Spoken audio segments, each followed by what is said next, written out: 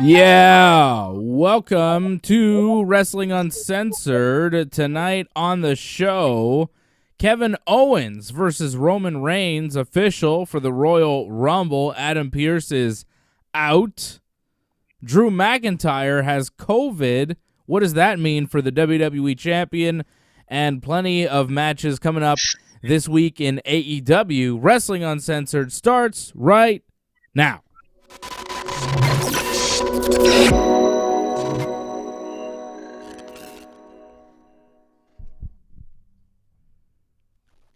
What's up, Johnny? I don't know about you, but I just feel that we always end off with like the worst wrestling show of the week. But unfortunately, it just seems to be the trend we're in. I find SmackDown again was another weak effort, unfortunately. Except like one great match. Like I didn't like SmackDown this week. Yeah, I didn't think SmackDown was a great show, but that one match definitely made up for the whole show. That one match, and of course, we're talking about Cesaro beating Daniel Bryan, hitting the neutralizer, getting the pinfall. A tremendous match tonight on SmackDown. Match of the week. I don't care what AEW did. I don't care what you saw on Raw or NXT. This was the match of the week, Cesaro versus Daniel Bryan. Incredible match, and according to the records, it is the first time that Cesaro has defeated Daniel Bryan in one-on-one competition in the WWE. So, historic match as well. Kind of not surprised by that. I can't think of any other time Cesaro would ever get a win over Daniel Bryan. I mean, when you think about it, as a singles guy, Cesaro, like, who has he really beaten in the last couple of years? Like, he's mainly been a tag team guy, so they rarely ever give him single wins. So I'm kind of not surprised Daniel Bryan, mainly a singles guy, would always get the win. Makes sense. Yeah, but Cesaro getting the win tonight, match of the week, right? I mean, it's a match of the year candidate. That match was incredible. That's tough. I mean, it was a very good match. I really liked the main event of Dynamite this week. I thought that was a really excellent match. Darby Allin versus Brian Cage. Highly enjoyable. Like, Darby Allin, like, wow. Like, he really, in my opinion, Darby Allin is becoming one of the greatest superstars right now in wrestling. Like, he's really pulling it all out, man. Like, you really have to watch him all the time now. Because you just want to see what he's going to do next. That coffin drop to the outside when Cage was on the stairs was sick nasty. That was awesome. Well, just how that whole match was put together. Like, I just love the story of that. Like, Darby took a huge beating. The fact that he kept trying to fight back. Like, Darby, like, people can say what they want about him. Like, oh, he's too small, whatever. But, like, that's kind of the great dynamic about him is that you don't believe in him, but he keeps fighting it. Like, he's such a great underdog wrestler. Mm-hmm. He's very good, but I feel like Darby Allin, to have a great match, has to nearly die. And Cesaro and Daniel Bryan, they're more technicians, you know, they're more wrestling artists. They pull off incredible moves. The superplex from Cesaro to Daniel Bryan, the display of strength. Like, Darby Allin's strength is that he takes crazy bumps that you think no one should take or survive.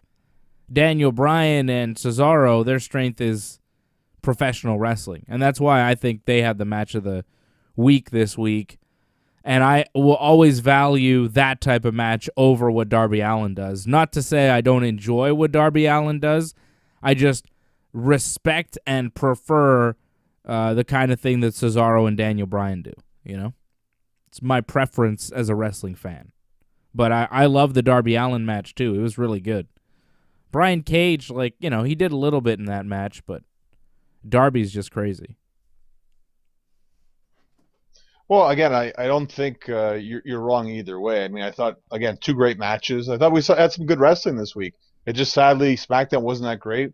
I saw someone wrote the comment, there was some audio problems at the end. I don't know about you, but, like, I couldn't make out what the heck Adam Pearce was saying at the end. Like, it sounded like he was saying stuff and then it got cut out a bit. Yeah. That happened for you too? Yeah, Adam Pearce's mic was not very good. I'm seeing TK on the chat saying, what was wrong with Adam Pearce's mic at the end. It was cutting out. AJ DeLesio, my main man, is on the chat. What's up, AJ? Loving my hair. Oh, AJ. Bob Cote is on the chat. Lauren Cronish on the chat. So We appreciate you all watching us here live. I see Fred is watching on Facebook. We appreciate you, Fred. Not Fred Garcia, Fred. Another Fred. Thank you, Fred. Mako8033. Fred Garcia's asleep. Yeah, Freddie's asleep. It's too late for Freddie, but for all those of us, that stay up a little later, we appreciate you tuning in live to Wrestling Uncensored. Whether you're watching us on Facebook, on Twitch, or on YouTube, be sure to join up, become a member of the YouTube channel, support the Ringside Report Network. We appreciate you big time. We will be with you covering everything UFC coming up next week. It's going to be a massive week in the UFC. They're going to be running 3 shows in the span of 7 days, starting tomorrow morning with the Max Holloway-Calvin Kattar fight. They're doing that tomorrow morning and afternoon. Then Wednesday morning, UFC has another card. And then the following Saturday, a week from tomorrow, it's the Conor McGregor-Dustin Poirier pay-per-view.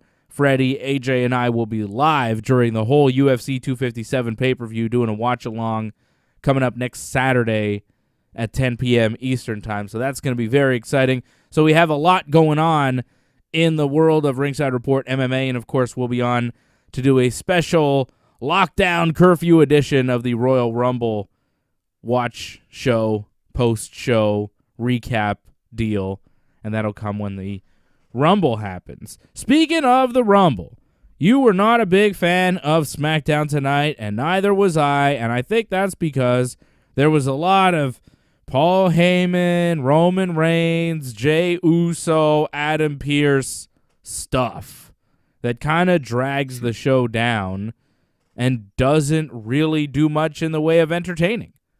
So Jey Uso, or I should start at the top of the show with Paul Heyman and Roman Reigns. They're backstage. Heyman has this bright idea of making the Adam Pearce match at the Royal Rumble a no DQ, no disqualifications.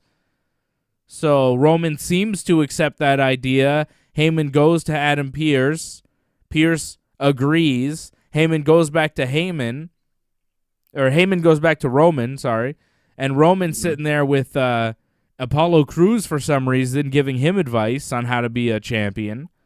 So Roman is like mentoring Apollo Crews. Apollo Crews is turning to the bad side with Roman Reigns. So Heyman comes back and he's like, well, I got Adam Pearce to agree to a no disqualification match. And Roman's like, I never said I wanted that. I wanted a last man standing match. And then Heyman's like, well, he'll never agree to that. And it's like, well, why wouldn't he? He agreed to a no DQ. I mean, last man standing is not a far stretch. He seemed to agree to a no DQ very easily. But, of course, Adam Pearce had a trick up his sleeve, as we saw at the end of the night, because we had a contract signing. And there was a couple other promos here in between. So Roman, like, that's what drags the show down, is too many of these kind of in-between promos. It's like, well, here's Roman telling Heyman to tell Adam Pearce that it's going to be a last man standing match at the Royal Rumble, and he wants Pearce to be in the ring to do the contract signing for that match tonight. So it's like, okay. So Heyman's like, I don't know. He'll never agree to this. He goes to Adam Pearce, and he's like, come to the ring tonight. Adam Pearce is like, oh, last man standing. I don't know about this. So Adam Pearce comes to the ring. Roman signs the contract. Adam Pearce starts walking away, and Adam Pearce is like, well, I'm very happy you signed that contract, Roman. I've been waiting all night for you to do this. Roman's like, huh? So Adam Pearce walks away, and then he's like, I've got bad knees. I don't think I'll be medically cleared for the match. And as you know, in every WWE contract, subject to, because his mic cut out, he's trying to say right. Card subject to change. So. I know what he was saying, card subject to change, but he goes, Roman. And they got loud. Like, yeah, it was weird. So he's like, yeah, it's going to be a suitable replacement for you at the Royal Rumble, and I have one in mind, and here comes Kevin Owens, who got beat up by Roman a couple weeks ago, and you knew that it wasn't over between Kevin and Roman, and even we last week, when they made this Roman Reigns-Adam Pearce match for the Rumble, we're like, they're not actually going to go through with this, are they? And a couple of weeks ago, I think we threw out, Kevin Owens, Roman Reigns. I said last man standing, didn't I? I think someone in the chat brought up Kevin Owens, and I think you brought up Last Man Standing because, like, given what's been going down, it makes the most sense. Yeah. So it all just came together pretty much this week, and it's for the best. I mean, I know a lot of people were actually excited for Adam Pearce because for a lot of people, Adam Pearce was a great wrestler that was kind of underrated, never got to showcase himself in WWE. So I think actually some people were disappointed. However, I think we're getting a better match in the end. I think Kevin Owens, no disrespect to Adam Pearce, Kevin Owens is just better. So we're getting a better match in the end here. Adam Pearce is not there to wrestle. He's there to be the whatever GM. But yeah, people on the chat are saying that I did say Last Man Standing. I was like, Last Man Standing is the way to go. Kevin Owens, Roman Reigns, that seems to be the stipulation. Kevin won't stay down. You put him in a Last Man Standing, so you keep him down. You think, oh, well, Kevin Owens can't lose this, You cheat him out of other matches, the steel cage match and the other gimmick matches, whatever. But Last Man Standing, it just made sense to me, and that's where they're going for the Rumble. Kevin Owens, Roman Reigns, Last Man Standing. No one thinks Kevin Owens is going to win, though, which is kind of, disappointing. It's like you're going into the match. It's going to be all right. Kevin and Roman in TLC was very good. So Last Man Standing, with gimmicks and big bumps and stuff, it'll probably be pretty good. But in the end, Roman's going to walk away still Universal Champion because it's the Royal Rumble, it's Mania season. And to have Roman drop it now, given this whole big story that he's doing, Tribal Chief, head of the table, just wouldn't make sense. Like, we all expect Roman Reigns to go into WrestleMania as champion, right? Is there any chance that he's not the Universal Champion going into Mania this year? I have a hard time believing that's going to happen. But, I mean, stranger things have happened, right? But it's just the Rumble, like, it's very rare to see the WWE Championship or Universal Championship change hands. You have good matches, but let's face it, this is just a little block in, like, the road pretty much for WrestleMania, which is pretty much set. And I'm guessing by the end of the Rumble, you have a good idea who Roman Reigns is going to face. Whether we get the exact opponent or not, you have an idea that they're probably going in a certain direction. I think they're going with Daniel Bryan. I think Daniel Bryan is losing all these matches. Like, he lost to Shinsuke last week. It was kind of a head-scratcher. He loses to Cesaro this week. It's kind of strange. And there's these loose ends that have never been tied up with Daniel Bryan and Jey Uso and Roman Reigns. Like, they left him laying, and then they kind of decided to stop with the Daniel Bryan storyline, and they embarked on this Kevin Owens thing, and Owens just replaced him, and it felt like they were just throwing Kevin Owens there as an in-between until they were ready to go with Daniel Bryan. But the way that they've built it and the way that they've delayed the Daniel Bryan thing, we thought surely by the Rumble it would be Bryan and Roman, and then you would set Roman up for something else for Mania. But at this point, given how they've treated Bryan, I feel like he will win the Rumble, and he will go on to face Roman at Mania. And he might even win. Like, his contract is up this year. You got to dangle that carrot. You got to keep him in the company. You got to keep him in your good graces somehow. I don't know what Daniel Bryan does in 2022. I don't know.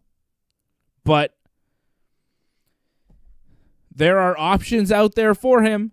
He has said that this contract that he had signed, 3 years ago was going to be his last contract as a full-time performer in the WWE. Full-time performer in the WWE. Does that mean he'll come back part-time in WWE? Does that mean he'll go to a company where he can only work, once a week on TV? Like AEW? I don't know. I don't know what Daniel Bryan's future holds, but I do know that the WWE likes to treat you very, very well and butter you up when you're a valuable commodity and you're on your way out because they want to keep you. Daniel Bryan is a valuable commodity that the WWE wants to keep. And with his contract up in 2021 towards the end of the year, think it might be August, September, early fall. Giving him a Rumble win, a title win over Roman, maybe even at Mania. You kind of put him in a position where the company relies on him and they need him and he's more important. Like now, at this point, Daniel Bryan's career, losing to Shinsuke last week, losing to Cesaro. If he stays at this point, doesn't win the Rumble, why would he stay in WWE other than, career security, money? Daniel Bryan could work backstage in WWE for a long time. But if they don't have him win the Rumble now, at this stage in the game, and he does sign another contract, he's signing another contract to be relegated to that second tier for the rest of his career. And he may be okay with that. But if he goes to AEW, there are options for him to be a main event player that really helps a wrestling company. Daniel Bryan has 10 good years ahead of him as a professional wrestler, especially with a reduced schedule. Where those next 10 years will be, who knows? But I believe he's got a good 10 years ahead of him wrestling the way that he does and just the wrestler that he is. He's got the ability and the talent to really push this, he's still quite young. I don't think he's 40. So I could see Daniel Bryan winning the Rumble, and I really believe that they're going in that direction. After seeing him lose to Cesaro tonight, Shinsuke last week was one thing, but you lose to Cesaro, he'll be 40 in May. Chris Jericho's 50 and still doing big things for AEW. You could say he stopped being effective when he turned 50, which I could give you, but nevertheless, I think Daniel Bryan could be effective in the ring for a good, he's had health issues, but as long as his health holds up, I'd say another 5-10 years, right? So where are those 5-10 years going to be? Are they going to be in the WWE? They're going to be in AEW? The options are out there for Daniel Bryan, and this is a contract year. So if I'm the WWE, I'm giving him everything I possibly can to keep him in the fold, to keep him in the family. He's never won the Rumble. What do you think? Well, there's a lot to take into consideration here. One, you say family, he's on Total Bellas still, right? And didn't that get renewed? Did it? You're still on another TV show. So that kind of important, to his wife, I imagine. So I'm sure he wants to keep his wife happy. So you got to take that into consideration. Also, last year, Raw won the Rumble, right? Drew McIntyre won the Rumble. Okay. So usually what happens is SmackDown wins the following year, right? Usually happens. I think it's going to be in SmackDown's favor. We thought Big E at first, right? So we were thinking SmackDown anyways. So it seemed like it was leaning towards SmackDown. Nothing's a guarantee, of course. But, if Daniel Bryan's ever going to win the Rumble, it's going to have to be this year, right? That's what I'm saying. This is it. This is his year. This is his year to win the Rumble. This is his year to go to WrestleMania and maybe be the guy to take out Roman Reigns. Maybe not. Maybe not. But getting that spot, getting a big WrestleMania main event, I think that's where we're headed for Daniel Bryan. I think he wins the Rumble. He's my pick to win the Rumble this year. And if he doesn't, see ya, Daniel Bryan. I think he's leaving the company. I don't think it guarantees that he's leaving because I think he likes the direction SmackDown's going. I'm sure he's loving the matches he's getting right now. Yeah. He's wrestling top guys right now. He's having good matches. Why would you change that? Just because, you don't win the Rumble? I don't think he cares about stuff like that. Isn't it interesting, though, that that it's a contract year for Daniel Bryan and he seems to be getting exactly what he would want on TV? You know what I mean? He's getting everything he would want right now. He got to wrestle Shinsuke last week. He's wrestling Cesaro. He's hanging backstage with Chad Gable, trying to elevate him in some sort of coaching role. Daniel Bryan loves having a coach for some reason. He had it with Drew Gulak. He's got it with Gable now. He's really into having a coach. He's getting everything he wants, and it's like it seems obvious they're trying to butter him up. They're trying to keep him in the company. And why wouldn't they? Do you think they're trying to keep Sami in the company? Because his contract's up this year too. I feel like they're trying with Bryan way more than they're trying with Sami. They showed Sami's ass on TV tonight. Not his whole ass, but a good chunk of his ass. You want to see Sami's butt? No, I don't really want to see it. I posted on Twitter, I like Rami, but I don't need to see his butt. Yeah, I don't really need to see it. Thank you, but no thanks. If you saw Shawn Michaels wrestle in the early days, you saw pretty much all his butt all the time. So yeah, this Rick isn't Rude a new thing in wrestling. Remember Rick Rude, Ultimate Warrior in a steel cage? Warrior ripped his trunks down. His whole butt was showing in that match. And he never pulled his pants up. Flair, too. But, Shawn a lot. Shawn way too much. This is the finish to the match tonight. That's the finish. That's what happened to Sami. Down goes Apollo. Apollo pins Sami. There's Sami's butt. Stay What's the off matter, crack. John? Huh? Say no to crack. That's all I'm saying. Hey, shout out to Douglas Hepburn, who's a member of the channel. I see he joined. He's a member. He says Johnny and Dave plus lockdown equals good times. So thank you, Douglas, for joining, becoming a member of the channel. We appreciate you. Become a member of the channel. I'll shout you out on the show, and you are in the Ringside Report MMA Wrestling Uncensored family. So thank you, Doug. Doug Hepburn, new member of the team. We appreciate you. Sami's butt. Sami's butt on TV. I could see Sami going to AEW this year. If I had to bet on one guy, Sami or Bryan, going to AEW from WWE, I'd go with Sami. I think Bryan, because of the family thing, all the connections, he's got a good role backstage. They treat him nice. They'll pay him big time. I think Bryan is more likely to stay, but Sami, I feel like, is gone.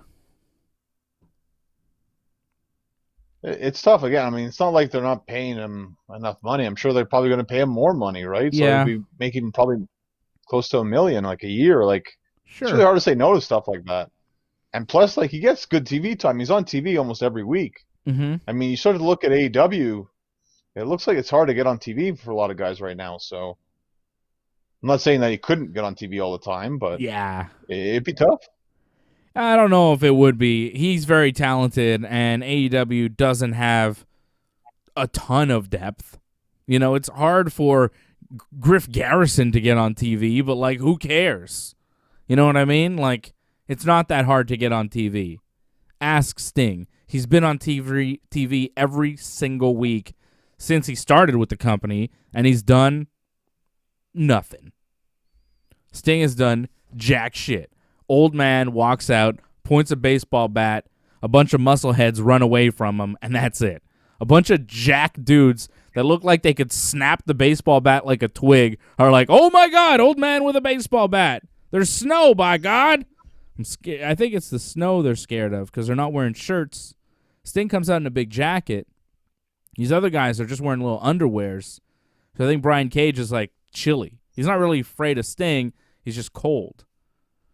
I don't know. He's worried about shrinkage. He doesn't want everybody to see his small package. I don't know what's going on.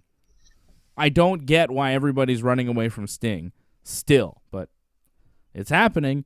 It continues on AEW. It's you just wait. You watch a Darby Allin match, and you're like, oh, when's Sting going to come out and scare everybody? He's so spooky. Fucking creepy old man Sting. Anyway, sticking to SmackDown, we'll get to AEW in a minute. AEW was all right. Nakamura beat Jey Uso. I thought that match was pretty good. You say SmackDown was bad. I thought we had a couple good matches, Bryan and Cesaro, tremendous. Nakamura over Uso, solid.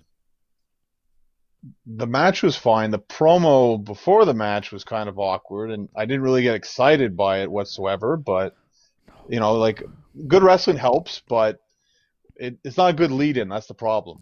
Why was Jey Uso doing an in-ring promo about winning the Royal Rumble? No one believes you, dude. No one believes you. And, like, if it does happen, I mean, it won't happen. Because if it happens, we're just back to goddamn Jey Uso versus Roman Reigns again, which we're not going to do, especially not at WrestleMania, right? No. He said, and they brought this up again, where I guess they forgot about this, or they stopped doing this. You can challenge for either championship, Raw or SmackDown. I think a couple of years ago they stopped doing it, but now AJ Styles even said it on Raw, where if Adam Pearce won against Roman Reigns, he would have challenged him for the Universal title at WrestleMania when he wins the Rumble. So Jey Uso was going to challenge for the WWE Championship. Right, against Drew McIntyre, which, like, no one believes either. Get out of here with all that. No one believes that. No one wants to see any of that. And then Charles Robinson, the referee. Sorry, what? Go ahead. It's just to sell this whole, like, guys could go to either show kind of thing. I think it's mainly for that. It's not for the fact you think Jey Uso is going to win. It's just they could go to either show. It doesn't matter. Like, Daniel Bryan wins, he could still challenge for the WWE Championship. Whoever the WWE Champion might be. We should get to Drew McIntyre and what the hell's going on there. That was one of the weirdest moments of Raw this week. But Charles Robinson was the referee for the Uso and Nakamura match. Jey Uso tried to use the ropes for leverage, but Charles Robinson stopped him, and then that led to him yelling at the ref, and Nakamura then hit his finish to get the win. A little bit of a distraction there. Cesaro showed up mid-match to do commentary for no particular reason. What was that? And did every match tonight on SmackDown have somebody as a guest commentary person? I'm pretty sure every match had it. Like, Nakamura and Jey Uso, Cesaro was on commentary. Showing up mid-match made no sense, but whatever. And then we had Natty versus Liv Morgan. Billie Kay was on commentary and provided the distraction for Liv to lose. Billie Kay, again, another highlight. Her punk gimmick that she's doing, hilarious. I don't know, you're not a big fan of Billie Kay for some reason, John, but when she came out in her, like, Riot Squad gear, fantastic. She tried to do the pose with them. I love Billie Kay. I think she's really good. Very funny. Well, I'm blaming this more on Raw more than anything, because what happened on Raw this week, I just had to, like, mute commentary because, like, I just couldn't stand commentary anymore. They upset me so much this week that I just can't stand it. I'll listen to the promos. Once commentary starts going, it's like, no, because, like, I can't stand the show when commentary talks. It's that bad. King Corbin beat Rey Mysterio after the end of days. A little distraction from Dominic Mysterio. Dominic was on commentary for that match.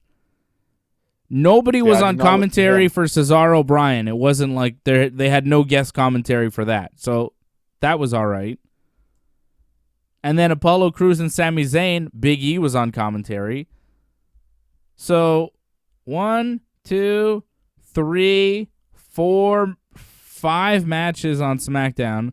4 out of the 5 had somebody doing guest commentary. Why? Why so much?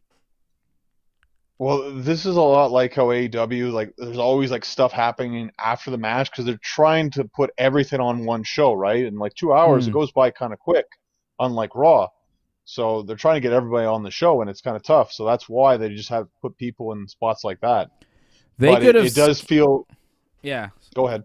It feels rushed, right? Yeah, well, that's it. Yeah, exactly. Well, if they're trying to fit everybody on the show, why don't they skip Ding Dong Hello next time? Because the Bianca Belair Bayley interview segment that they did in the ring that took up way more time than it needed to get to the point, which is Bayley challenging Bianca to an obstacle course next week on SmackDown. Like, that's what we got out of it. It took way too long to get there. Apart from Bayley's glasses, I didn't really enjoy anything in that segment. It was kind of dumb. We could have skipped it. I could have done without that. I like the concept of Bayley having a talk segment, but it didn't work. Well, I guess we're in agreement on that because I thought you were going to be like, oh, Bailey's great. You know, it's great that she has a I talk like segment, but Bailey. like She this is did great. nothing for me. No. She's great, but this was a miss. I like Bianca and I like Bailey, but their promos are awkward. And I feel like Bianca is not good at talking. Like, she's got some things that she says, like she's got some catchphrases, she's got some attitude, but it's like clunky. You know, it's like, yeah. It's kind of, it doesn't get anywhere. I think she gets lost, to be honest. And it's like, oh, yeah, what am I supposed to say? And then, yeah, you get lost in the promo. That's it. It's like she's got lines. That's exactly it. She's got lines that she's trying to remember and kind of get through. And you're there kind of wondering when it's going to end. I like her, but no. Yeah. Apollo and Sami. So Carmella was backstage with her sommelier, and then Sasha Banks showed up, and she's like, Carmella can get a title shot, but I want a match with the sommelier first. And then the match didn't happen. Is that next week or what? I guess. Like, I don't know. I don't particularly want to see this whatsoever, but fine. Sure, like, put Sasha over somebody and then just have a squash. Like, it's just another pointless SmackDown segment. Like, I don't want to see it whatsoever. Like, I'm not excited for it. I don't know about you, but I'm not excited to see that. I mean, cool, Sasha can beat up somebody. Like, I'm not impressed. Yeah. She can beat up a sommelier. Weird. Okay, what do we do with Drew McIntyre? He's got the Rona. Max got the Rona. What do you do with the WWE champion who has COVID? By the way, Asuka doesn't have COVID, okay? A lot of people are like, oh, Asuka's not on Raw. She said on her YouTube channel that she has a sore throat. By the way, how come she's still allowed to have a YouTube channel? I thought that wasn't allowed anymore. Well, I don't know. I don't. Anybody? You tell me. I don't watch her YouTube thing. I just saw you tweet about it. And you were kind of worried about it, apparently. I love Asuka's YouTube channel. It's fantastic. It's the best WWE third-party channel that exists. Asuka. She's the greatest. She doesn't have the Rona, and you know how I know that, John? Because she's booked to wrestle Alexa Bliss on Monday night. Unless she's not there, in which case they're covering for the Rona that she does have. But if she shows up Monday, no Rona. It is a weird booking because Alexa Bliss just shot a fireball in Randy Orton's face. And now she's wrestling Asuka, who's the Raw Women's Champion, on Raw. Well, they threw that out there on SmackDown. Huh? They're both faces, too, so it's weird. Isn't Alexa a baby face? She's like a tweener, isn't she? Because she, throwing fireballs in people's faces is not that nice. She's not a very nice person. Yeah, but they've built Randy to be like the greatest evil of them all. Like, the Fiend is evil, but he's not as evil as Randy Orton is. By the way, I love that Raw revolved around Randy Orton. I thought it was fantastic. Yeah, I'm sure you love that. It was a horrible, horrible show. What a finish to Raw 2. God damn.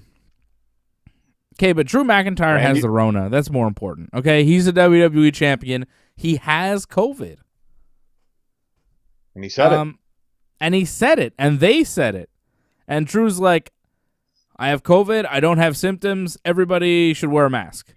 And then he says, I'm going to address Goldberg now. So he does a promo, not in the ring, of course. He's like at home, quarantining. So Drew has the Rona, but he says he's fine. And then he says, Goldberg showed up and challenged me last week. Now, I accept that challenge, and I will see him at the Royal Rumble. What? I mean... Well, because it's in more than 2 weeks, you can do it. Yeah, I guess. If he tests negative between now and then, if everything goes well. But what if it doesn't? Exactly. Well, they'll just delay the match. That's it. And it'll happen later. This happened before. Remember? We had Apollo Crews and MVP for the U.S. title. Got pushed back like almost a month.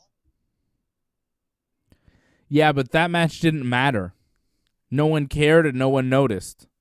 This is different. This is the champion of the WWE, the top guy on Raw, has the Rona. He's supposed to wrestle Goldberg at the Rumble. If he's not medically cleared by the Rumble, they are taking the title off of him and putting somebody else in there with Goldberg, just like they did when the whole pandemic thing started and Roman Reigns was supposed to wrestle Goldberg at last year's Mania, but Roman bailed and they replaced him with Braun Strowman. If Drew McIntyre is not able to go by Rumble time, they're taking the belt off of him. And I wouldn't be surprised if they just put the belt up for grabs in the Rumble, have Goldberg win the Rumble, win the belt that way, and go on to face Drew later on at Mania or Elimination Chamber or something. But if Drew is not ready by Rumble time, I think they take the title off of him. You don't. You think they'll just delay the match? Well, it's only a couple of weeks. I think you should do that instead. Like, people still want to see that match, right? People are hyped for that match, Goldberg against Drew McIntyre. So I think you wait. They've also changed up their days for the pay-per-view. We're going to get Elimination Chamber much sooner than expected. Like, it's going to be a week earlier now, Elimination Chamber. I think February 21st. So why not wait? Okay. You know why it's going to be earlier, right? Because Mania is going to be later. They're pushing Mania. That's big news. Mania is currently without an official date, which doesn't usually happen. But this close to it, too. The word is that WrestleMania was supposed to be March 28th, and it's now probably going to get moved to either April 11th, which would be 2 weeks later, or even further down on April the 18th. So which would be 3 weeks after. 3 weeks after the initial date. Usually it's the first Sunday in April. Like it would be April 4th usually, or the last Sunday in March. So March 28th or April 4th. But they're thinking of pushing it back to the 11th or even all the way back to the 18th of April this year so that they can get as many people in attendance as possible because they do plan to have WrestleMania with some fans in the building. Probably in Florida. Well, this is it. They're probably trying to secure the venue. They just haven't secured the date. And they're probably trying to get it later because there's probably less dates, like probably less things going on later on. So that's probably it. And if I'm not mistaken, it's going to happen where WrestleMania, like I think 36 was supposed to happen originally in Florida. In the Tampa Stadium there? I believe so. But it's not going to happen like where they're doing the Thunderdome right now. But the big, huge stadium, yeah. And I'm seeing Bob Cote saying 3 weeks won't change fans in attendance. You know, a lot of things can change in 3 weeks, and I don't think it's necessarily so much will change, but it's just the further back you push it, like by March 28th, who knows where they'll be, but by April 18th, we'll probably be further along in the process and things will be better. We hope, right? We hope. Who knows? Things could be worse. Things could be worse. You never know with this whole virus deal. You never really know. Doesn't seem to be going away. But I think the thinking is try to delay it as much as possible in the hopes that things change, things improve, and you can have people there, right? So that's the hope from the WWE. Last year, too, remember, they delayed that announcement that WrestleMania was happening at all as late as they possibly could. So, again, they're just trying to get the best possible outcome for this. I still don't know if we're going to have fans. I wouldn't bet on it. But, again, they're going to try their best to try to make it happen. I would bet on fans. AEW has had fans for months. They're going to have some fans. Easily. Well, the way I look at it, though, WWE loves this right now. They can control the audience, the way the audience reacts right now with the whole piped in noise. So this is the best case scenario. They got rid of the pesky fans. Yeah, but come on. You want people in there and you want to sell tickets. You want to make money. Fans equals tickets and merch sales, You make money off fans in the building. And that's the one question, is it worth renting out these buildings, setting up, tearing down for one night if you can only operate at a third of the capacity? Dana White is saying he's not going to run arenas in the U.S. until he can sell them out. He's not doing that because he wants the roar of the crowd. He's doing that because it's not financially worth it to rent a building, set up, tear down, if you can't sell the building out. That's the whole point. If you rent a building, you want to be able to sell out that building. And these promoters aren't going to get deals on the building just because they can't sell it out. Maybe they'll get some kind of discount, you would imagine, but maybe not. So, I don't know if it's worth it for the WWE to rent out one of these big Tampa Bay football stadiums for one night if they can't sell the place out. But, they could do it in the stadium they're at, the Thunderdome, because they're in the they're playing where they're playing where the Tampa Rays play, right? They're in the baseball stadium right now, right? The Thunderdome. We're on Smackdown is right now. The right. Tropicana Field, yeah. Tropicana Field. So,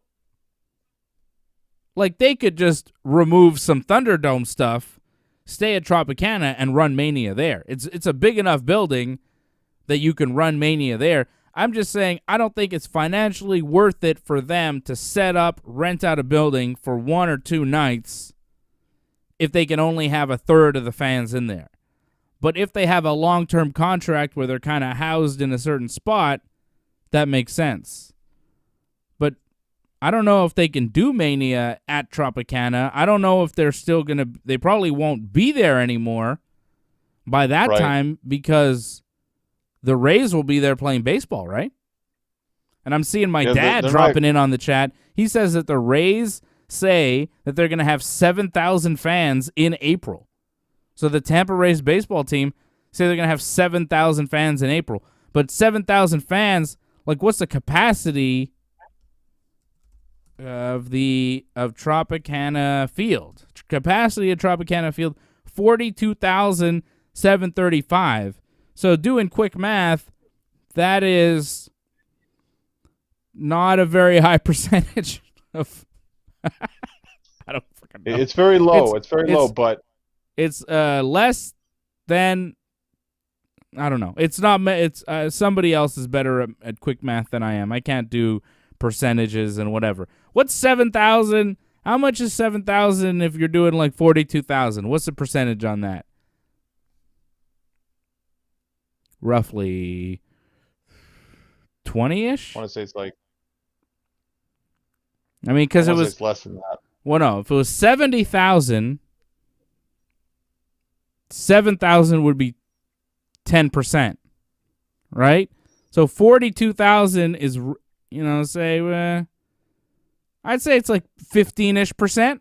7,000 of 42,000? That's roughly good math, I would say. So say you get 15% of fans in a building, roughly. Is it worth it? If they get that. Is it worth it? I don't know. Well, you also have to look at it, too. At hockey games, they're having 2,000 people at hockey games. And that's indoor as well. Not in Canada. Not in Canada. But this is the States here we're talking about here. And this is Florida as well, where everything's apparently open. So yeah. Well, AEW's had fans for how long, right? It's an outdoor venue. They're not full capacity, but they have had fans for a long-ass time. Oh, Ringside Report, official team dropping the 16%. That's pretty good. I said 15%. I said roughly 15% doing that math. Yeah. And now somebody actually did the math. Our crack production team did the math, and they said it's 16%. So I got to say, I'm not so stupid. It's good, but still, like, if that's that's not gonna happen either way. Like, they're not gonna be in Tropicana Field like come April, so Probably not. they have to get it in place. I could see them easily Raw and SmackDown. It's probably going to go back to the Performance Center, more than likely. No, never. Never. You can't go back. You can't go back to the Performance Center. They're going to find another building. You kidding? Bet. No way, Johnny. Well, they're doing... Isn't NXT there right now? You gotta be joking me. Yeah, NXT, but who cares about NXT? It's jabroni shit. Well, I highly doubt they're going to have fans weekly every time. Like, they're going to keep this Thunderdome stuff going for quite a while. If you can have fans once, why not have fans all the time? Once you open the fan floodgates, you got to keep them coming. You can't have fans at Mania and then the next night on Raw, there's nobody in the building. Back to video screens. Womp womp. No. This is the year where fans return to professional wrestling. Tired of this. Bring the fans in. Risk it. Wait and see. I mean, there's still a good chance we aren't going to see this, I think, at all. Rays open up versus the Yankees on April 7th. By God, the baseball season is not too far away. Not too far away. Rays and Yankees. Yankees signed DJ LeMahieu to a nice 6-year deal today. Go Yanks. Thank you for signing DJ LeMahieu. That was a big offseason signing that we need. So I'm pretty damn happy that the Yankees signed DJ LeMahieu. Good day in Yankee land when we get DJ to stay in pinstripes. Probably be pinstripes for life now. God bless you, DJ LeMahieu. I love you. I love you, DJ. I also love DJ Dwayne Johnson, The Rock. He will not be at WrestleMania. Will Drew McIntyre? Probably. Will he wrestle Goldberg at Royal Rumble? Only God knows. Right? Nobody knows. Happen. Nobody. Why? What do you mean you think it's going to happen? What do you know about COVID? Nobody knows. I mean, he could still have it. Also, wasn't he like this close to Hulk Hogan last week? When I heard that Drew had COVID, I was mostly worried about Hulk Hogan. I was like, Big Terry's an old man. If Drew kills Terry, I will never forgive him. Never forgive him. Well, and Ric Flair continues to be on the show. Flair's so old. He's still on Raw. Ric Flair's full-time again, by the way. But that was a different test, though. Like, Ric Flair's back on TV. Aren't you seeing it now? Like, they believed in our idea. Like, remember we kept saying that he should turn on Charlotte? And it happened. They did it. They're on board. Yes, let's do this. Every week, good, Flair actually. On TV. I liked it. Yeah.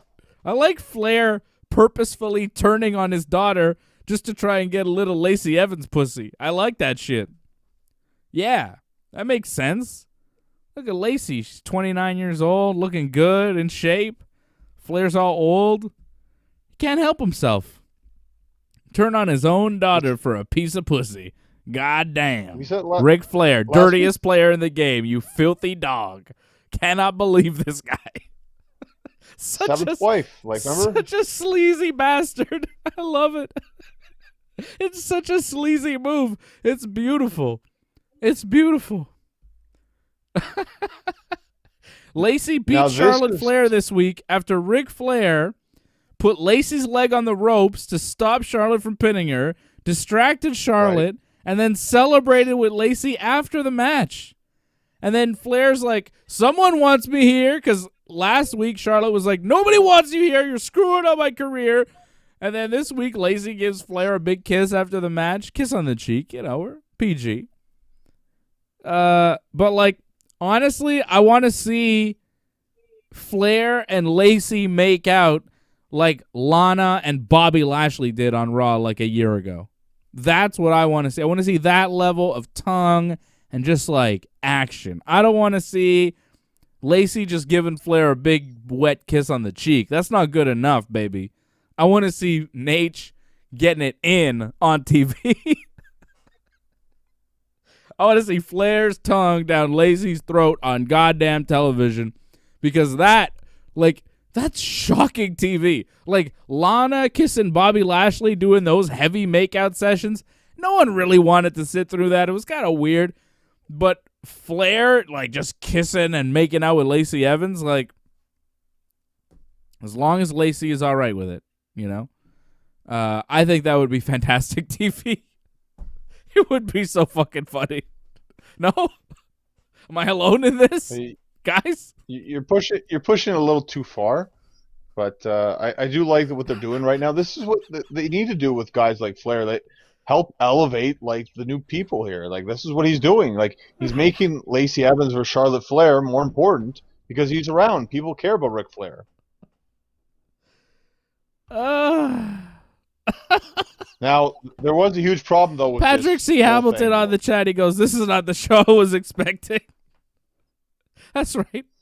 Hey, look, Patrick, you know the deal. You heard me talk about Lars Sullivan's porno career, and now I'm talking about how much I want to see Ric Flair make out with Lacey Evans on television.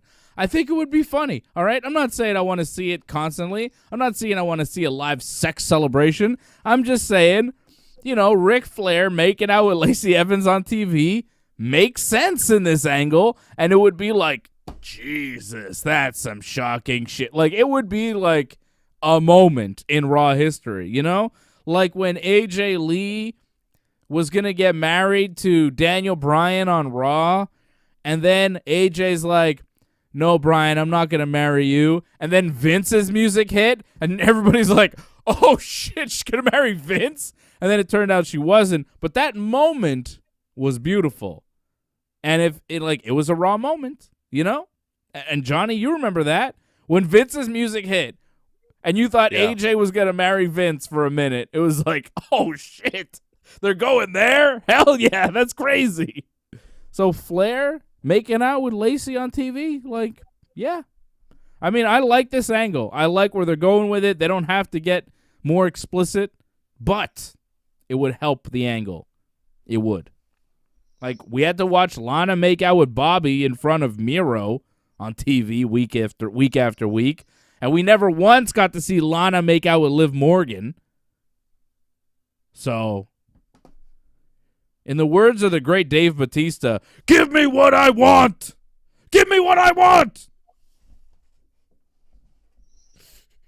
Well, I don't know if you'll get what you want. But, I walk for miles inside this pit of danger. At least this angle happened, because I thought the match was really bad. I don't know what you thought about the match or cared about the match, but I thought the match was kind of awful, to be honest. Thankfully, Flair came out. Yeah. And this is where I turned off commentary, honestly, because Ric Flair comes out, and commentary could care less that Ric Flair's even there. They're like, oh, who cares that Ric Flair's here, pretty much. All three of them. And I'm like, mute, you guys suck.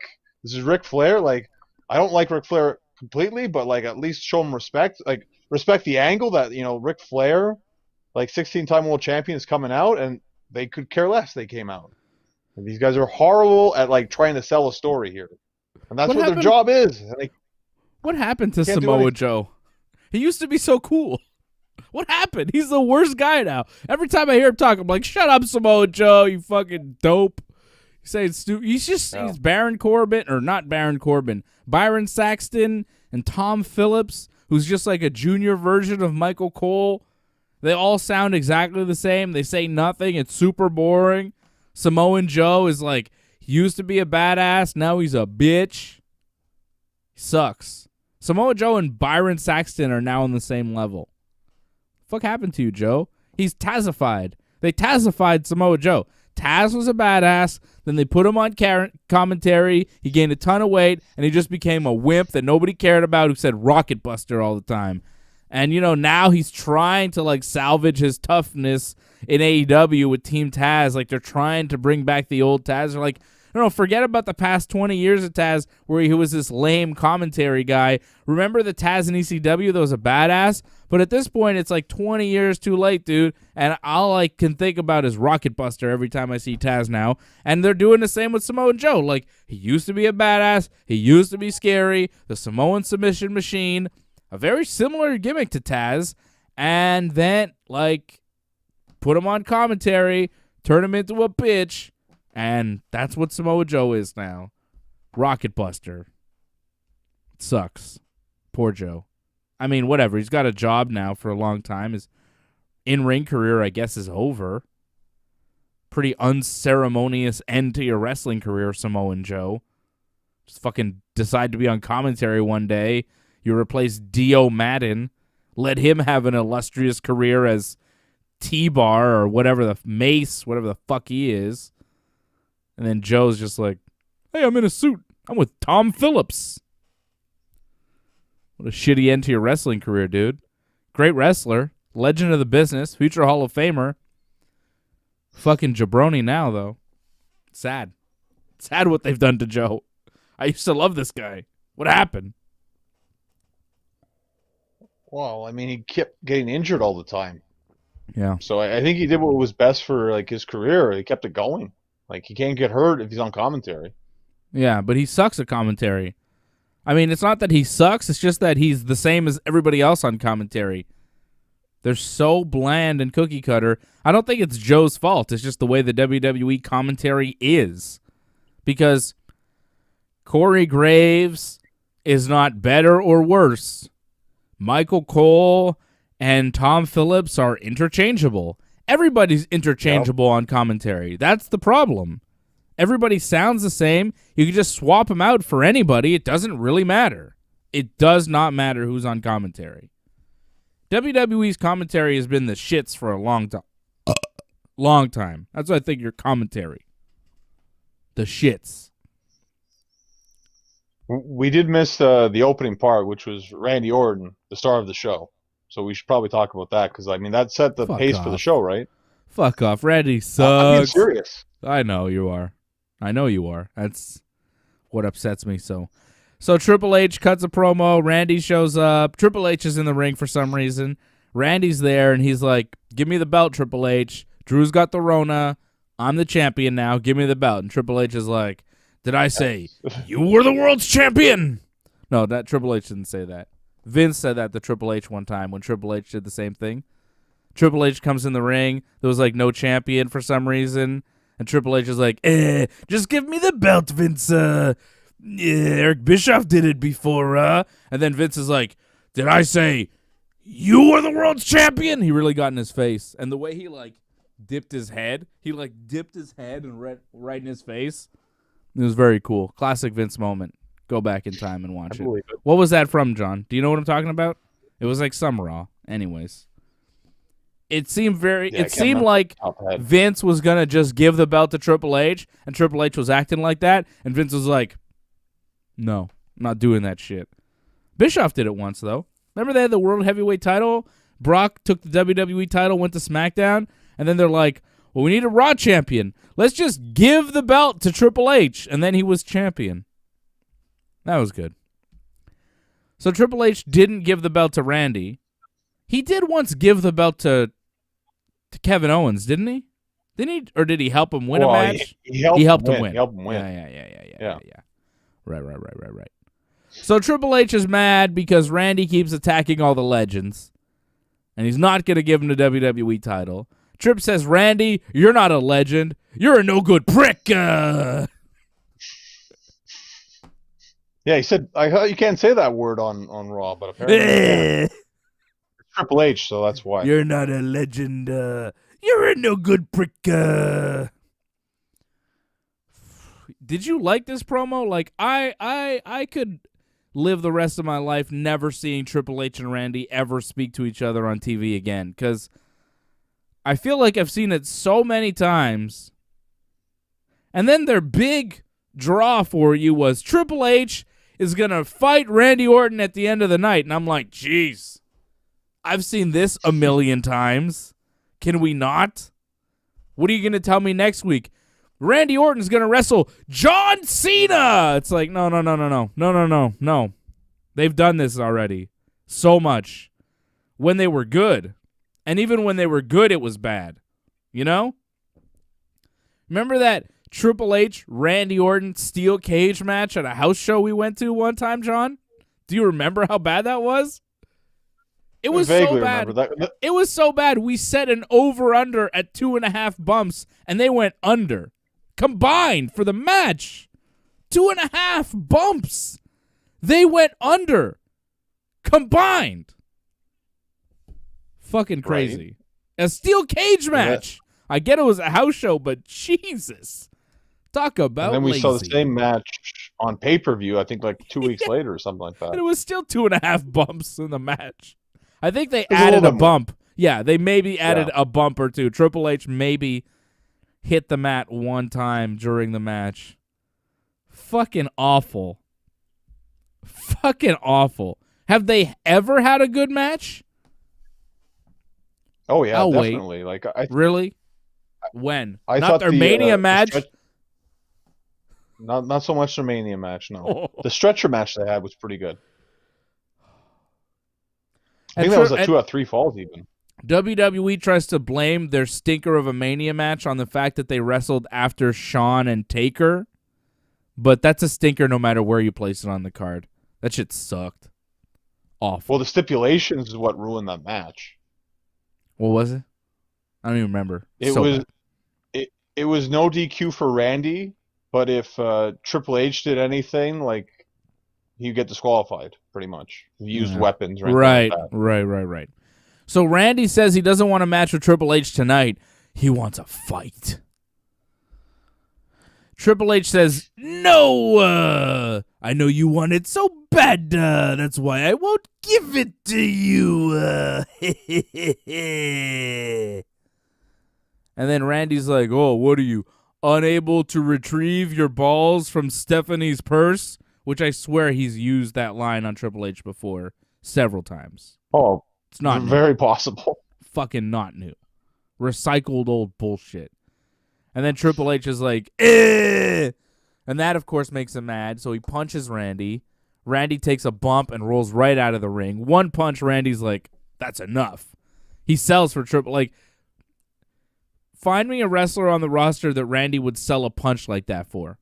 Find me somebody else other than Hunter that he's selling a punch like that. Like, Randy took one punch, flat back, took a powder out of the ring, right? Like, who's he doing that for other than Triple H off one punch? Nobody. That's right. Right? Fucking great. No, actually, he'd do that for Drew McIntyre. He'd do that for a bunch of top faces. Big Show did that to him.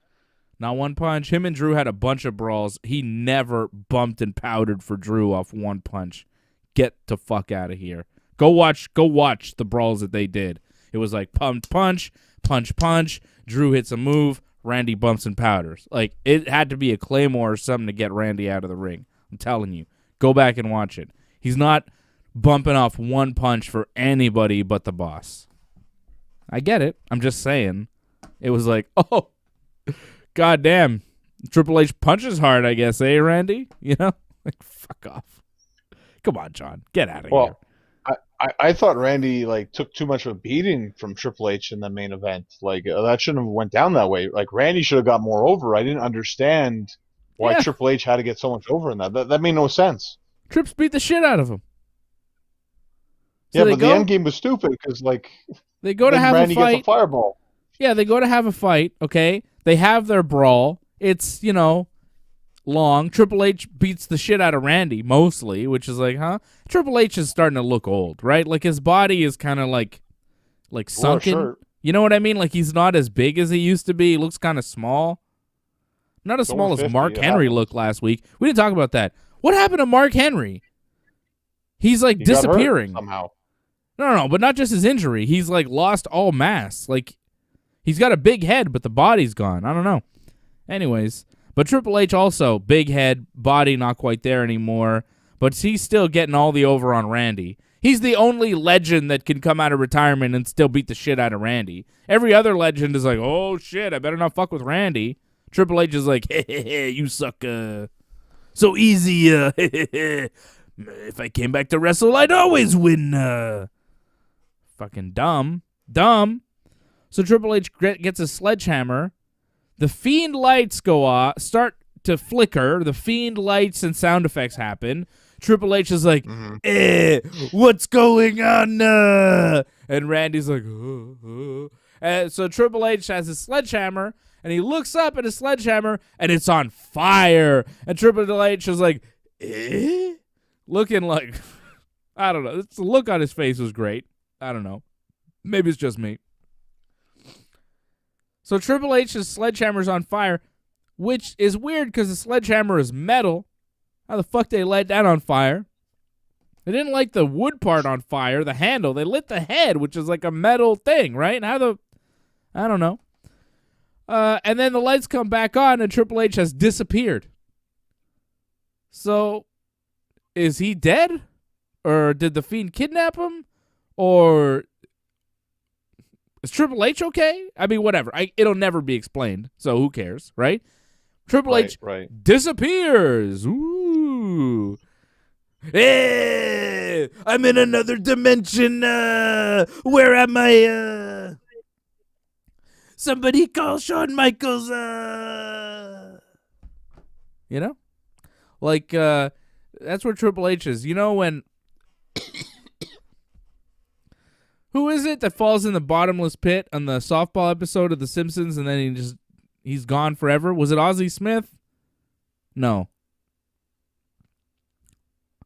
Actually, wasn't it Ozzie Smith? Was it Ozzie Smith who goes into the bottomless pit and then he just goes in and it's like, and then he just disappears. He's gone forever. I think it was Ozzie Smith. God damn. I'm on fire tonight. So that's what happened to Triple H. He went into the bottomless pit. All right. So Alexa Bliss re-emerges. Or maybe Alexa is Triple H now. Like they switch bodies or something. So she's in the corner and she shoots a fireball at Randy Orton's eyes and blinds him. And that's the end of the show. That's how Raw ended. Alexa Bliss, fireball, face of Randy. Randy's now blind, I guess. He acted like, my eyes, I can't see shit, my God. So he's blind now? He'll be fine because Rey Mysterio's got 2 eyeballs now, so Randy's probably fine too. People like survive. This? You like this?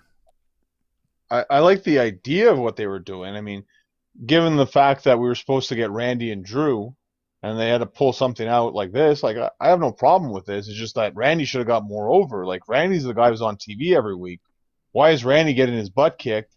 And then the fireball as well. It's like, what are you doing here? Like, he's got to get some over, and he got like barely any over whatsoever. And he was bleeding too. Like, good job, Triple H. Careless. His old man boss beat him up, and then a little girl blinded him with a fireball. Gotta say, though, Alexa Bliss handles a fireball way better than Hulk Hogan, brother, so congratulations to Alexa. She knows how to work the fire. Not like Terry, the match with the Ultimate Warrior that they had, really botched that fire up good. Remember that? Yeah, well, but to be fair to Terry, he's wrestling a match, and he's doing it during a match. Like, kind of different when you have prepared and everything. Like, it's a whole different setup. I give Terry a pass on that compared to what Alexa had. Respect to Hulk Hogan. We love you, Hulk. This is a pro Hulk show.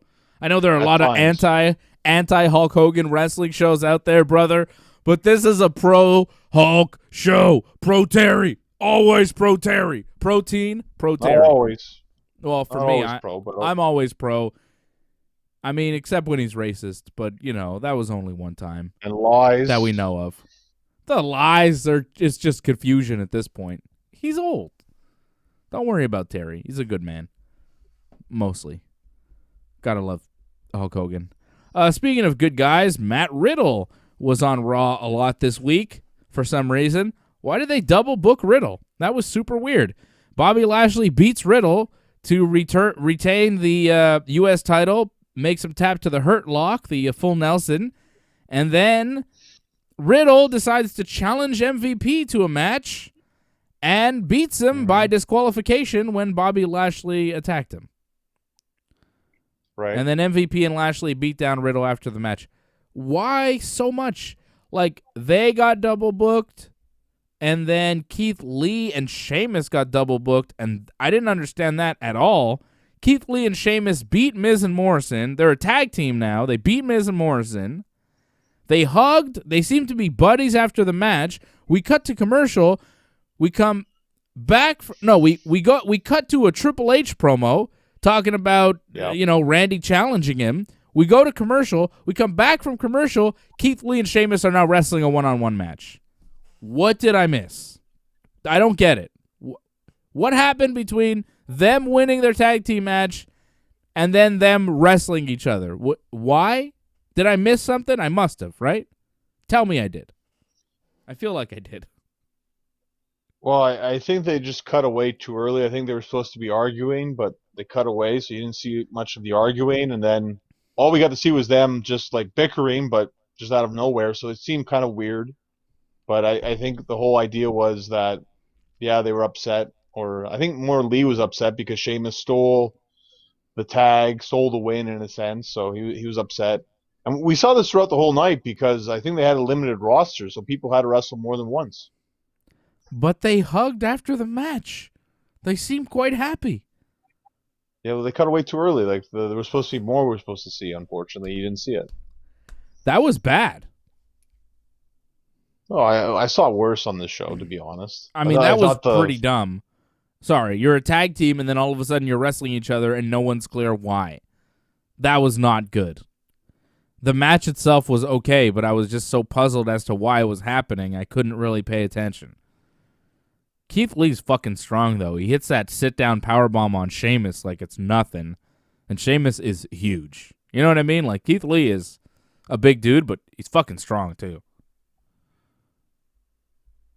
Well, that's what's kind of, like, great, like, the fact that he can do something like that, because, like, a lot of guys on, like, Raw or SmackDown, they're not that huge, so to see these, like, super heavyweights, it's kind of, like, refreshing, actually, just in all of wrestling, to be honest. Yeah, and Lee and Sheamus are definitely, I guess you'd consider them super heavyweights in today's wrestling world. I would just consider them heavyweights. I wouldn't consider them super heavy. Super heavy is like Big Show, Kane, Khali type of dude. You got to be like over, like Braun Strowman, I'd say, is in the super heavyweight division in WWE. You got to be really big and really thick. I don't think Sheamus or Keith Lee are quite that big. Like, Omos and Braun Strowman, I think, are the only two super heavyweights they have right now. Well, given the fact that they don't have many, I think you would put Lee in there, honestly, because there's just not that many. I wouldn't, brother. All right? I remember the Hulk Hogan days where a guy like Keith Lee would be small and fat.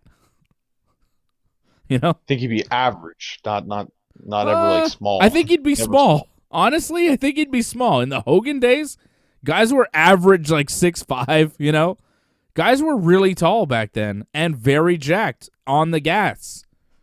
Keith Lee, with his current musculature, would not work back then. Not jacked enough. Drew McIntyre would work because he's really tall and really jacked. But Lee, I don't know. Anyways, you know who wouldn't work and who's not working and who will never work? Jackson Riker. Fuck that guy. He beat Jeff Hardy for some reason. Rolled him up in a really short match after Elias got distracted. Or Elias caused a distraction, rather, for Jeff. Jeff wanted revenge, challenged Elias to a match, and beat Elias. Elias was mad at Jackson after the match for not helping him.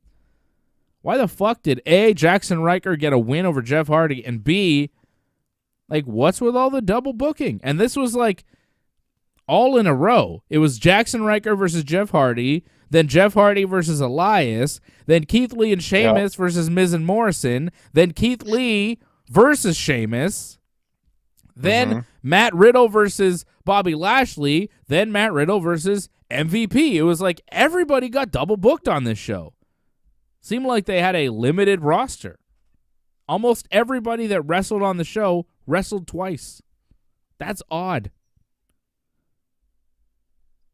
Well, I think it's just them being safe, Have a limited crew and just have people wrestle more than once. It's been done before. We've seen this, so I didn't really have a problem with it. It's just it got kind of too repetitive when you kept seeing the same kind of result where it's like match and then impromptu match all the time. Like, You could have set it up a bit better, but oh well. Like that's the way they did it. It didn't really change too much from what we've seen in the past. Really, to me, it didn't really hurt the whole show. Really, it just there was a couple of matches that weren't that good, unfortunately. But Yeah, that was about it.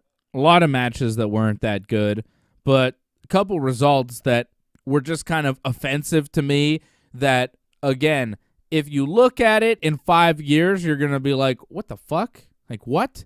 Like, my brother brought up a funny match to me the other day. He told me Rob Conway once pinned the Nature Boy Ric Flair on Raw clean, beat him clean. You say that now, and you're... Yeah, of course you believe it, because WWE does a lot of dumb shit. Fandango beat Chris Jericho at a WrestleMania. WWE does a lot of dumb shit with guys that won't be anything, and they fucking try because they don't know what the fuck they're doing. So they do dumb shit all the time. Jackson Riker beating Jeff Hardy will be one of those matches in 5 years. You'll be like, who's Jackson Riker, and how the fuck did he ever beat Jeff Hardy? Also, who is T-Bar, and how the hell did he ever beat Xavier Woods? Woods should beat T-Bar on Raw. T-Bar shouldn't win anything. T-Bar. Like, the guy behind T-Bar, Donovan Dijakovic, is pretty good. Donovan Dijakovic beating Xavier Woods is acceptable. But T-Bar, especially after that fucking promo, ugh. God awful. This whole retribution thing needs to be blown up, disappeared, give up. It's not working. Start again. Try again. It's not working. All of them need to change gimmicks. They all need to go away. It's not working. You see retribution and it's like, ugh. Who is this? What is this? No one cares. They're not pushed properly. It's garbage. Get rid of retribution. End the gimmick now. Am I wrong? I think if anything, it's got more people interested now because of what Mustafa Ali said, like on that Raw Talk episode. I think people are more interested in Retribution because they kind of are sort of like that renegade group right now, where it's like the company's not behind them, but they're still going to fight against them. Even though I don't think the company really hates them whatsoever, but they're just trying to get people riled up, and I think it's working. What did he say? He said something about the Legends Night, how it's like stupid that these guys that can't walk, and then there's guys like Drew Gulak who should be wrestling, but we see these guys instead, and like there was a point about how like, oh, you should have heard the reaction for Goldberg, and then he pretty much said it like the piped in noise, like he kind of put that down a bit, and then people were actually like, yeah, he's right. So well, he is right. We've been talking about the piped in noise being annoying for so long. It's not only annoying, it's stupid. It's like you have people chant. Like, remember on, it was the Taker celebration, I think, when they introduced all of Taker's friends. Shane McMahon's introduced, and there's a Shane chant for some reason. Like a fake Shane chant. No one else got a fake chant for them, but Shane, Vince's son, for some reason, got a chant piped in. It's like, yeah, it's dumb. It's obvious. It shows you who they favor.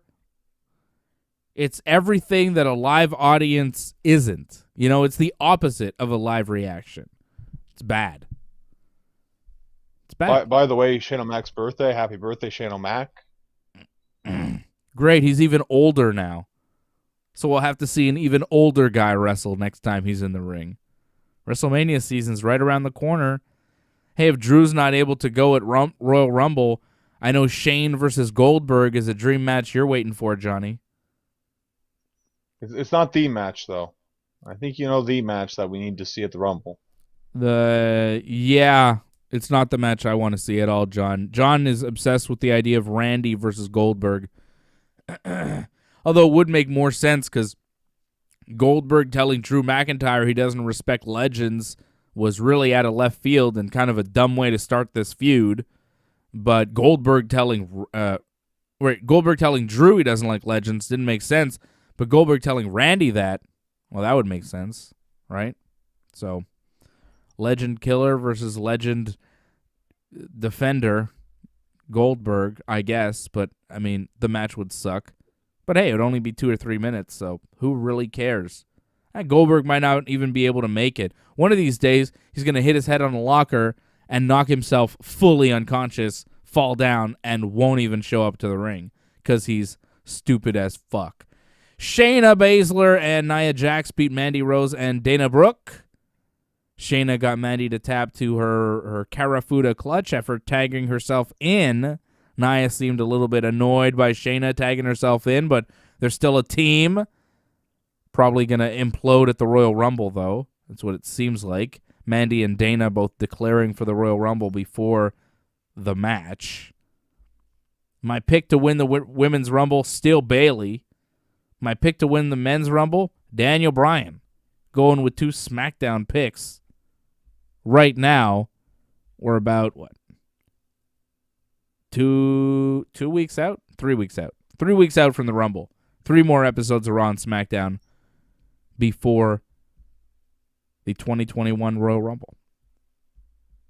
But those are my picks. Bayley and my man D-Bry.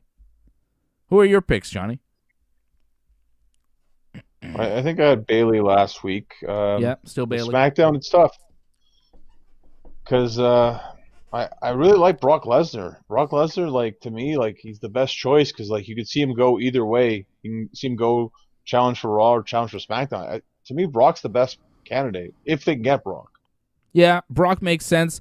Seth Rollins, too, makes a lot of sense. He's been gone for a little while. There were rumors that he was going to come back. He hasn't come back. I wonder why. Maybe they have plans for Seth Rollins. I think I've said this to you, when we're not doing the show, John, because Johnny and I talk about wrestling, not just here on the show, but in our free time as well, because we're obsessed with professional wrestling for some reason. But, Seth Rollins and Roman Reigns are kind of like the new Macho Man and Hulk Hogan. They're the 2 top guys in the WWE, and it would make a whole lot of sense for Seth Rollins to come back as a surprise entrant in the Rumble as a babyface, win the Rumble, and go on to challenge Roman Reigns at WrestleMania. They're in their prime. Seth is a big star for the company. Roman is the guy for the company. But going up against Roman Reigns, there are very few people in the WWE you would believe have a chance at beating him. Seth Rollins is one of those guys. He's one of the very few. Even Daniel Bryan, if he won, I wouldn't pick him to beat Roman Reigns at WrestleMania. But Seth Rollins, if he comes back as a babyface, maybe he has Becky in his corner for the Mania match, I could see Seth Rollins winning. Becky's not going to come back and win the Rumble this year. It's, too soon after giving birth. I don't think she's going to come back for any major run right now. She will be back in 2021, I do believe.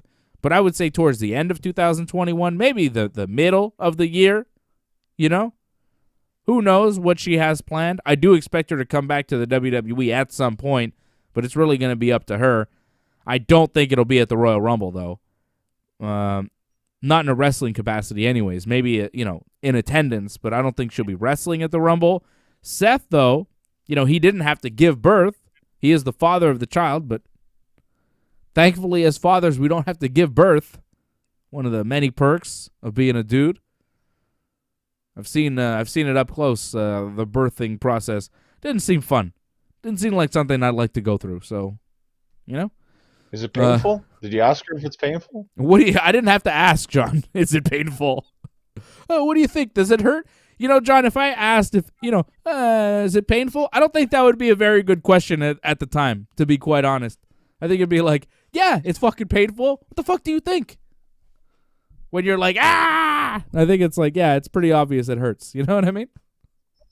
Anyways, Becky had to go through that, unless she had a Cesaro section, in which case, who knows? The fuck are we talking about? So Seth, I could see wrestling Roman Reigns at WrestleMania because he's a big star. Seth is like the Macho Man to Roman Reigns, Hulk Hogan. And if Macho Man was out because Miss Elizabeth just had a baby and we didn't know when Macho was going to come back, a lot of people would say, well, he's going to come back, he's going to win the Rumble, and he's going to face Hogan at Mania. And a lot of people would be like, oh, yeah, well, that's obvious. So Seth and Roman at Mania, makes a ton of sense. Makes a ton of sense. You know? And it seems so obvious, yet no one is predicting it to happen. You know what I mean? Like, I don't know. I don't listen to other people, that do these types of wrestling shows. But, I read rumors and I see what people are talking about in wrestling on wrestling Twitter and whatever. I haven't seen one person say, oh, Seth is probably going to win the Rumble. I've seen a lot of predictions for the Rumble, but I haven't seen many that say, well, Seth Rollins makes a lot of sense.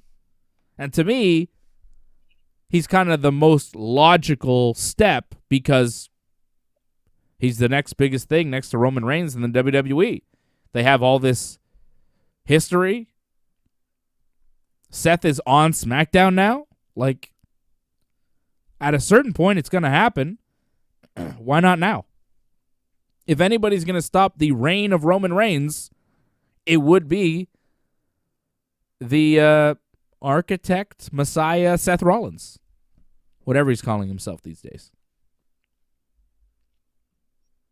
It's not something I would look forward to, but no. It's something WWE would do, definitely, sadly. Yeah. So, yeah, it's a strong possibility. Mm-hmm. When it goes to the women, though, I think the best possibility is Ronda Rousey coming back. I think that would get people talking. Yeah. That's best case scenario. We get Ronda back. And we do... I think the match. What do you mean? Well, it can work either way. Personally, I would like to see Ronda against Asuka, but Ronda versus Sasha, that's also very good too. But I think she'd go for Raw, though. I think Ronda Asuka is the match to make. They never did it. Right. They never did it, and Ronda seemed to work through everybody on the roster. She beat Sasha Banks in like 2 minutes on Raw at one point, didn't she? The Rumble, I think. Right. Wasn't a very competitive match. Like, Asuka is the one I would put up against Ronda. I would love that. I don't know if it's going to happen. Or Billie Kay. That's wishful thinking. Billie Kay winning the Rumble would be cool, too. Wow. No? Wow. Billie Kay Not versus so Sasha Banks, WrestleMania. Billie Kay versus Lacey Evans for the Raw Women's title, WrestleMania. Billie Kay leaves with the title and Ric Flair. She wins everything. No? I'm liking Lacey Evans, man. Like, they should definitely give it to her. They won't, but they should. Nah. I like the run with Flair, though. They need to find Lacey a tag team partner. I guess they have Peyton Royce, she has a right? partner. Peyton Royce, for some reason. Pay. All right, Johnny, we got to talk about a little AEW, but before we do, I want to tell you about our friends over at Manscaped. You want to go to manscaped.com. You want to use that promo code Ringside20. Why? You get 20% off your order plus free shipping. It's a tremendous deal, and they've got tremendous products. They've got the Lawnmower 3.0. You can shave right down to the skin. They've got no-nick technology. You're not going to nick yourself. You're not going to cut yourself. Yeah, I know you drive a razor down to your ball area, towards your unit, towards your gimmick. You might be a little bit worried. You don't have to worry with this thing. Just go. Don't even worry about it. Don't even look. You don't even have to look. You're all good. It's beautiful technology, very safe, and you want that safety when you're around your gimmick, right? So get the Lawnmower 3.0. It is the #1 product out there for manscaping. Lawnmower 3.0 from Manscaped, only at manscaped.com. When you use that promo code Ringside20, you get 20% off your order. You get free shipping. You could pick up yourself some ball wipes, get some crop revitalizer. Ball wipes is good. You just got it's a wipe, disposable gimmicks. You wipe your balls on a sweaty day, boom, throw it away, and you're smelling fresh and clean, and everybody's looking good, all right? Get yourself some Manscaped. Go to manscaped.com. Use that promo code Ringside20. Support your balls and support the Ringside Report Network at the same time. Big Johnny, AEW went down this week. Dynamite, we already talked a little bit about that main event. Darby Allin getting the win over Brian Cage to retain the TNT title. Ricky Starks came out to try and beat up Darby after the match, but of course Sting comes out to stop Ricky and distracted, actually, Brian Cage during the finish, right? Sting came out during the match. to stop Ricky Starks from interfering. Not after the match. This was during. So Sting was there. Sting and Darby versus Cage and Starks. When? When? Well, I've said this before. I think if Sting's going to wrestle, it's going to be at the pay-per-view. So you're going to have to wait until then. It's a fucking long time. For a match I don't care to see. Like, it's a long build for some shit I don't care about. I don't want to see Sting and Darby Allin versus Ricky Starks and Brian Cage. I don't give a shit. The match I wanted to see, I already saw. Brian Cage versus Darby Allin. I saw it. It was good. I'm over it. I don't care about this tag team match with nothing on the line. You're going to make me wait till the pay-per-view for that? Fuck that. Put it on the Beach Brawl. Put it on that beach show they're doing. Beach Break. They're already advertising a match for it. It's a special Dynamite on February 3rd. Britt Baker versus Thunder Rosa one-on-one will go down there. So they're already plugging that show for some reason. Beach Break. February 3rd on Dynamite. It's Beach Break. Do Sting and Darby versus the two dudes with attitude on that show. Okay? Who are the two dudes with attitude? What was that? That was Shawn and Diesel. Oh, yeah. Good team. That's not Ricky and Brian, but, basically.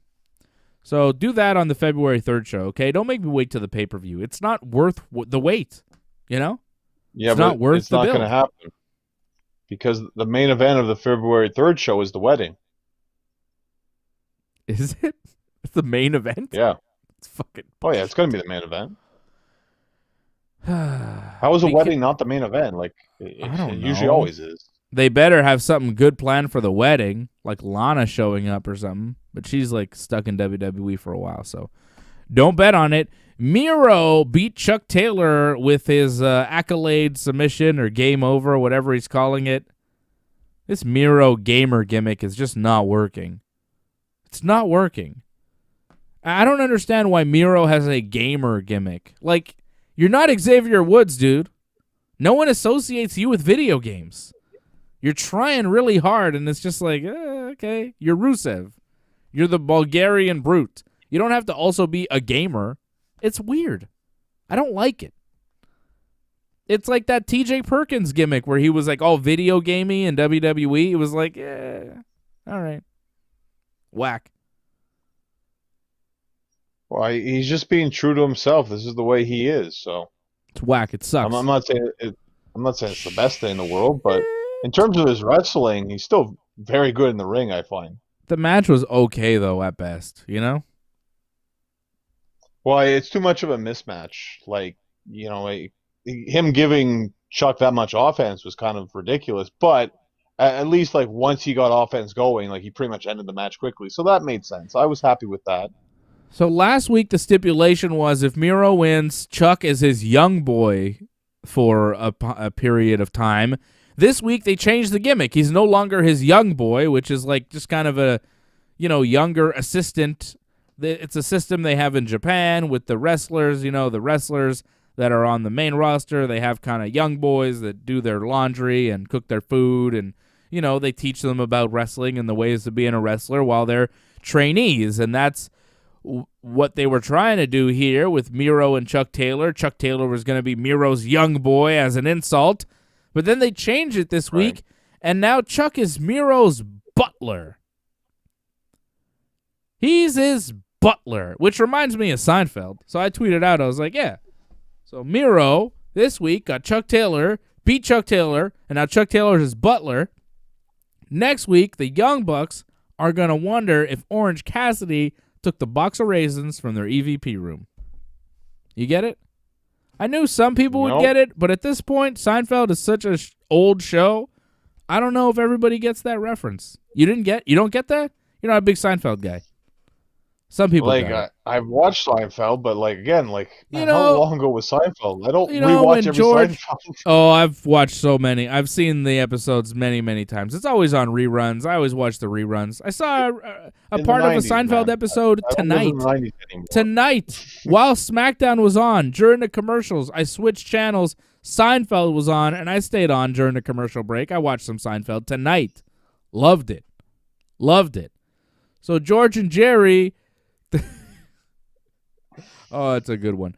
They're auditioning people for their pilot on NBC. They're auditioning a guy for Kramer, and the guy, as he's walking out of the audition, takes the big box of raisins that they had in the audition room that they were snacking on. So they want, and then, but he's so good at Kramer that they hire him anyways. And then George asks him if he stole the box of raisins, and it's this whole thing with the box of raisins. But I guess you didn't remember that episode, John.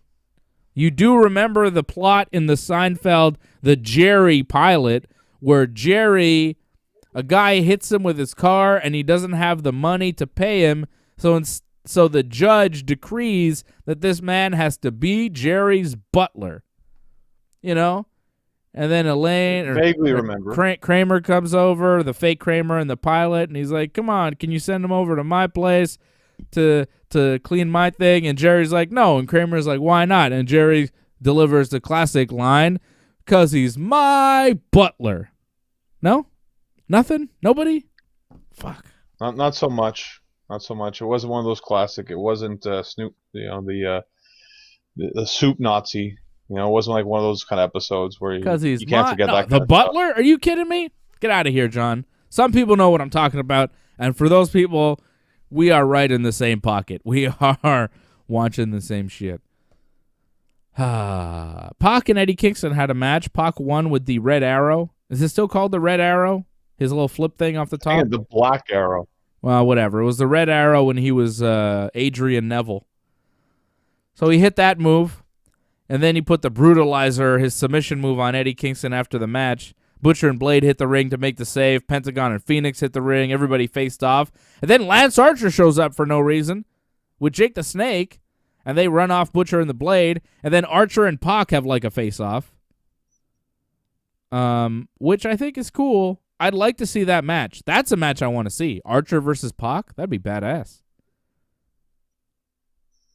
Well, again, this is AEW just trying to get everybody on the show kind of thing, you know? Right. So, what do you think of Pac and Kingston?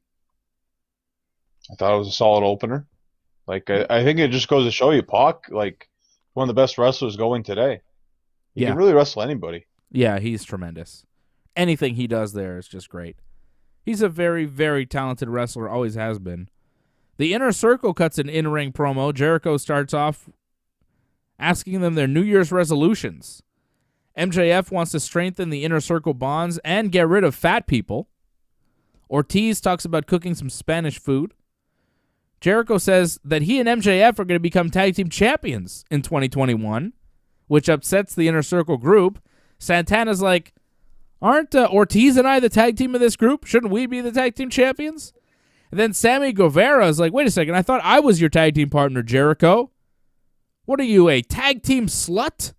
And then the crowd chanted tag team slut at Chris Jericho. I thought it was back in 1998. Are we saying slut on TV again? I was surprised by that. I thought we were not allowed to slut shame anyone. I don't think you're allowed to say slut anymore, let alone chant it at a wrestling show. I was very surprised to hear that. Not since, I guess, the days of Lita have I heard a crowd chant slut at someone, which was horrible then when they did it to Lita, and the WWE encouraged them to do it to Lita. Not as bad when they call Jericho a tag team slut, but I was a little bit surprised to hear Sammy Guevara, who's got his own history of saying inappropriate things and getting in trouble for it, calling Jericho a slut on TV. Seemed like maybe not the line for Sammy to say, but he did. Anyhow, Jericho says there's one way to settle this. It'll be me and MJF against Santana and Ortiz against Sammy and Hager. And of course, Sammy was like, yeah, it's going to be Sammy and Hager. And Jericho's like, oh, that's funny, Sammy Hager. And Sammy was like, I don't get it. I get it. He was the singer for Van Halen, right? Sammy Hagar. I get it. I get it.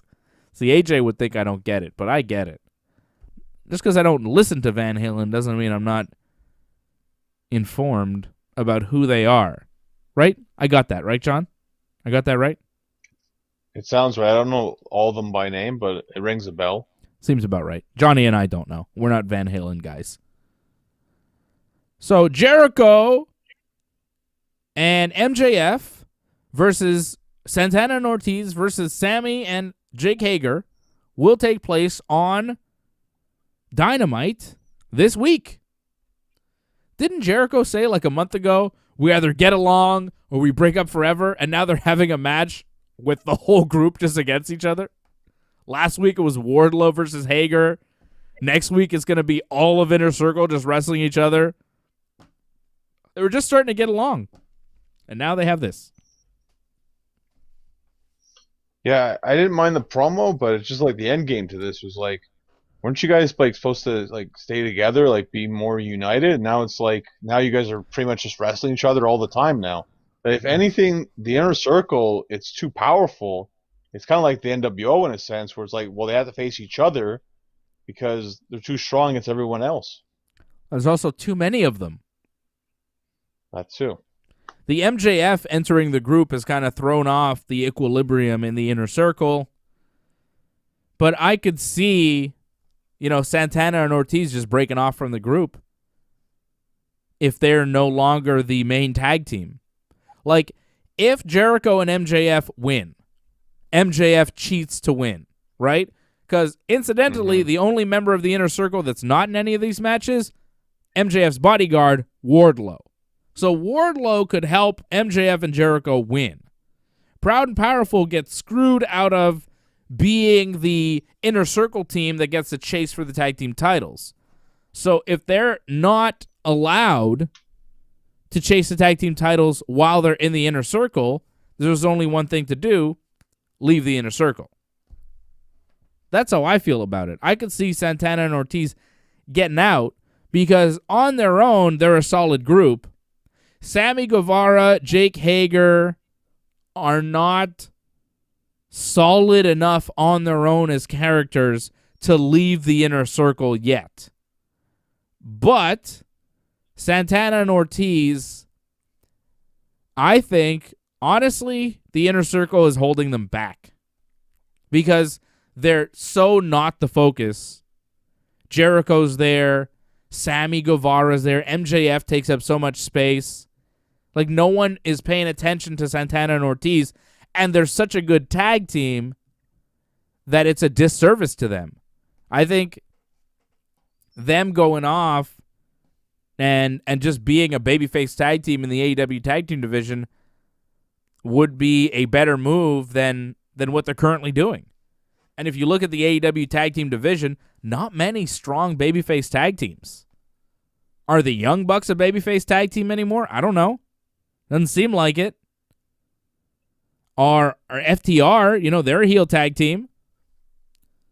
The Lucha Express, the Jurassic Express, like they're a babyface team, but they're not that strong. SCU, I guess, would be the strongest babyface tag team in AEW. But if you look around, like, are Rey Fenix and Pentagon even a tag team anymore? I think they're baby faces, but I'm not even sure. Like, they're with Pac. They're in the Triangle of Death. They're positioned as baby faces because they wrestle heels. But as far as their attitude and the way they wrestle, it's like not super baby face-ish. And also, they don't really team together that much. Rey Fenix and Pentagon seem to be wrestling more singles matches than tag team matches at this point in the game. So you need another babyface tag team in AEW, right? Especially if the Bucks are turning heel, which, I don't know, unclear at this point. You got Dark Order, of course. They've got some good babyface tag teams. They've got two, really. They've got too many. They got Uno and Grayson, and they got Silver and Reynolds. They're both babyface tag teams, but I don't see either of them as legit challengers for, FTR or the Young Bucks or something like that, right? Not yet. But Proud and Powerful? Yeah, I believe that. You know what I mean? So I could see them moving. Yeah, it could very well happen, but this is what's kind of interesting about AEW. You're not really sure how it's going to go. I mean, it could go many different ways, and it's not completely clear, which makes it exciting to watch, actually, where it's not too obvious that it's going to go in a certain direction. That's also true. It's not clear. And I like that about AEW. There are nuances and there are things that you think it's going one way and then it goes another. And I like that. And they did that this week with the Young Bucks. And I like that. Douglas Hepburn on the chat, he goes, the show about nothing. Classic. Patrick C. Hamilton. It's gold, Jerry. See, they get it. They get it. Okay, the members get it. They know about the Seinfeld references. They're with me. I love you guys. Thank you. Respect. Mako8033, I see you. I see you guys all in the chat. So it's Kenny and the Young Bucks. They're backstage. Don Callis is there. He suggests they do separate entrances. They're like, yeah, you know, you guys are big stars. You're the tag team champions. Kenny's a world champion. How about instead of all coming out together, Kenny goes out first and then you guys go out afterwards? You guys are the main attraction, right? Really selling the Bucks, right? So then Don Callis goes into the ring after Kenny's in the ring and introduces the World Tag Team Champions of Impact Wrestling, the Good Brothers. And then the Young Bucks are backstage with Tony Khan, who's the owner of AEW, and the Young Bucks look kind of annoyed that they got swerved by Don Callis. And then the Good Brothers and Kenny Omega, because they advertised the Elite appearing on Dynamite Wrestling. It's just a different version of the Elite than you were expecting. Which when they said it was going to be the Elite, I kind of figured there was going to be some swerve going on. Because they didn't say Kenny and the Bucks. They said the Elite. It was vague for a reason, right? So it's the Good Brothers from Impact Wrestling, the Impact Tag Team Champions, appearing on Dynamite, wrestling on Dynamite in a six-man, beating the Varsity Club and some other guy. I don't know who the other guy was. He looked like a junior version of Proud and Powerful. Well, the Varsity Club. It's not the Varsity Club. It's the Varsity Blondes. Like, who cares? The Varsity Club was like an old WCW tag team name. It doesn't matter what their names are. It's Brian Pillman Jr. and who the fuck is Griff Garrison, right? That's who that team is. And who's the other guy? Who was the guy with them? I don't know if they ever said his name. He's just a guy. Limelight, I think. Yeah, I think it was Danny Limelight. I fucking don't know. So the Good Brothers hit the Magic Killer on Danny Limelight to get the win. John Moxley shows up after the match, hits the ring. Lucha Brothers show up to fight the Good Brothers. So now they have serious competition now, all of a sudden. Kenny and the Good Brothers versus Moxley and the Lucha Brothers. And then a bunch of wrestlers and crowd members hit the ring to separate Moxley and Kenny. And then the Young Bucks show up. They try to calm Moxley down. And then the Lucha Brothers hit super kicks on the Bucks. And then Penta and Phoenix brawl with the Good Brothers again, while Kenny and Don Callis escape the melee. So there's a lot going on here. Did the Bucks know that Don Callis was going to introduce the Good Brothers? Are they playing it up for Tony Khan? They're in front of Tony, so they're like, oh, we didn't know about this. Because that's what they would have to do as EVPs of AEW. Or did Don Callis really swerve them, and they're really mad that the Good Brothers showed up? Like, I don't even know. And then, you know, they show up and they calm down John Moxley. Are they messing with Moxley? Are they really on his side? Or are they going to super kick him at some point? The Bucks last week, they do the Too Sweet with the Good Brothers and Kenny in the ring. Don Callis is there. It seemed like they were all good. They seemed conflicted, but they were all good. Now this week, it's like, oh, well, are they being toyed with by Don Callis and Kenny Omega as well? Or are they all swerving AEW and Tony Khan? Like, it's unclear, and I like that lack of clarity because it keeps me watching, and it keeps me wondering, and it keeps the story interesting. What do you think, John? I liked it this week. I enjoyed this chapter of the Bucks and Impact and Kenny and the Good Brothers. I thought it was good. Well, I like the idea of using the Good Brothers because they're having that match, I believe, tonight, right? On Impact on the pay-per-view. So it's kind of cool that you're kind of keeping that going as well on Impact. So that's good for Impact that they're allowing that to happen. Makes you wonder if something's going to happen at the pay-per-view tonight. So I'm sure people would actually just buy pay-per-view just for that match. So that's kind of cool. And also for the Bucks. Yeah. That's tonight, you're eh? interested, huh? That will be tonight, yeah. Yeah, I forgot. That's, well, technically tonight. It's technically Saturday morning now. Impact Wrestling is Hard to Kill is a Saturday night show. Kenny is wrestling tonight in Nashville. It'll be Kenny and, of course, the Good Brothers, Gallows and Anderson, taking on Chris Sabin, Rich Swann, and Moose. Moose? What happened to Alex Shelley? It was apparently some sort of unforeseen circumstances. He can't make the pay-per-view. So Moose is the replacement. Okay. Not a great replacement. It's kind of cooler to see the Motor City Machine Guns there, but hey, whatever. You think the Bucks show up on this pay-per-view? I don't. I think they get Kenny, and that's all they get. Not 100% sure. I mean, I tuned into the first week, right? And then I was disappointed, so I haven't tuned in since. But they have potential here. I mean, Kenny's actually going to wrestle. I mean, him against Rich Swann, I'm kind of interested with that. Everything else, maybe not so much. And, like, would the Bucks show up? I don't know. I think Tony Khan might show up because apparently he seems to show up to every Impact thing that Kenny's on. So, but that's probably pretty much it. Deonna Purrazzo versus Taya Valkyrie should be good. It's solid. But there's potential there, yeah. There's a man wrestling himself. Ethan Page is wrestling himself. They have the Karate Man versus Ethan Page. How the fuck is that going to happen? Guy in a mask against Ethan Page, pretty much. Well, the Karate Man doesn't wear a mask, so I don't know how that's going to work. It's just Ethan Page wearing like a headband. Eddie Edwards versus Sami Callihan in a barbed wire massacre. Like, that could be good. Yeah, it could be. You know what's going to suck?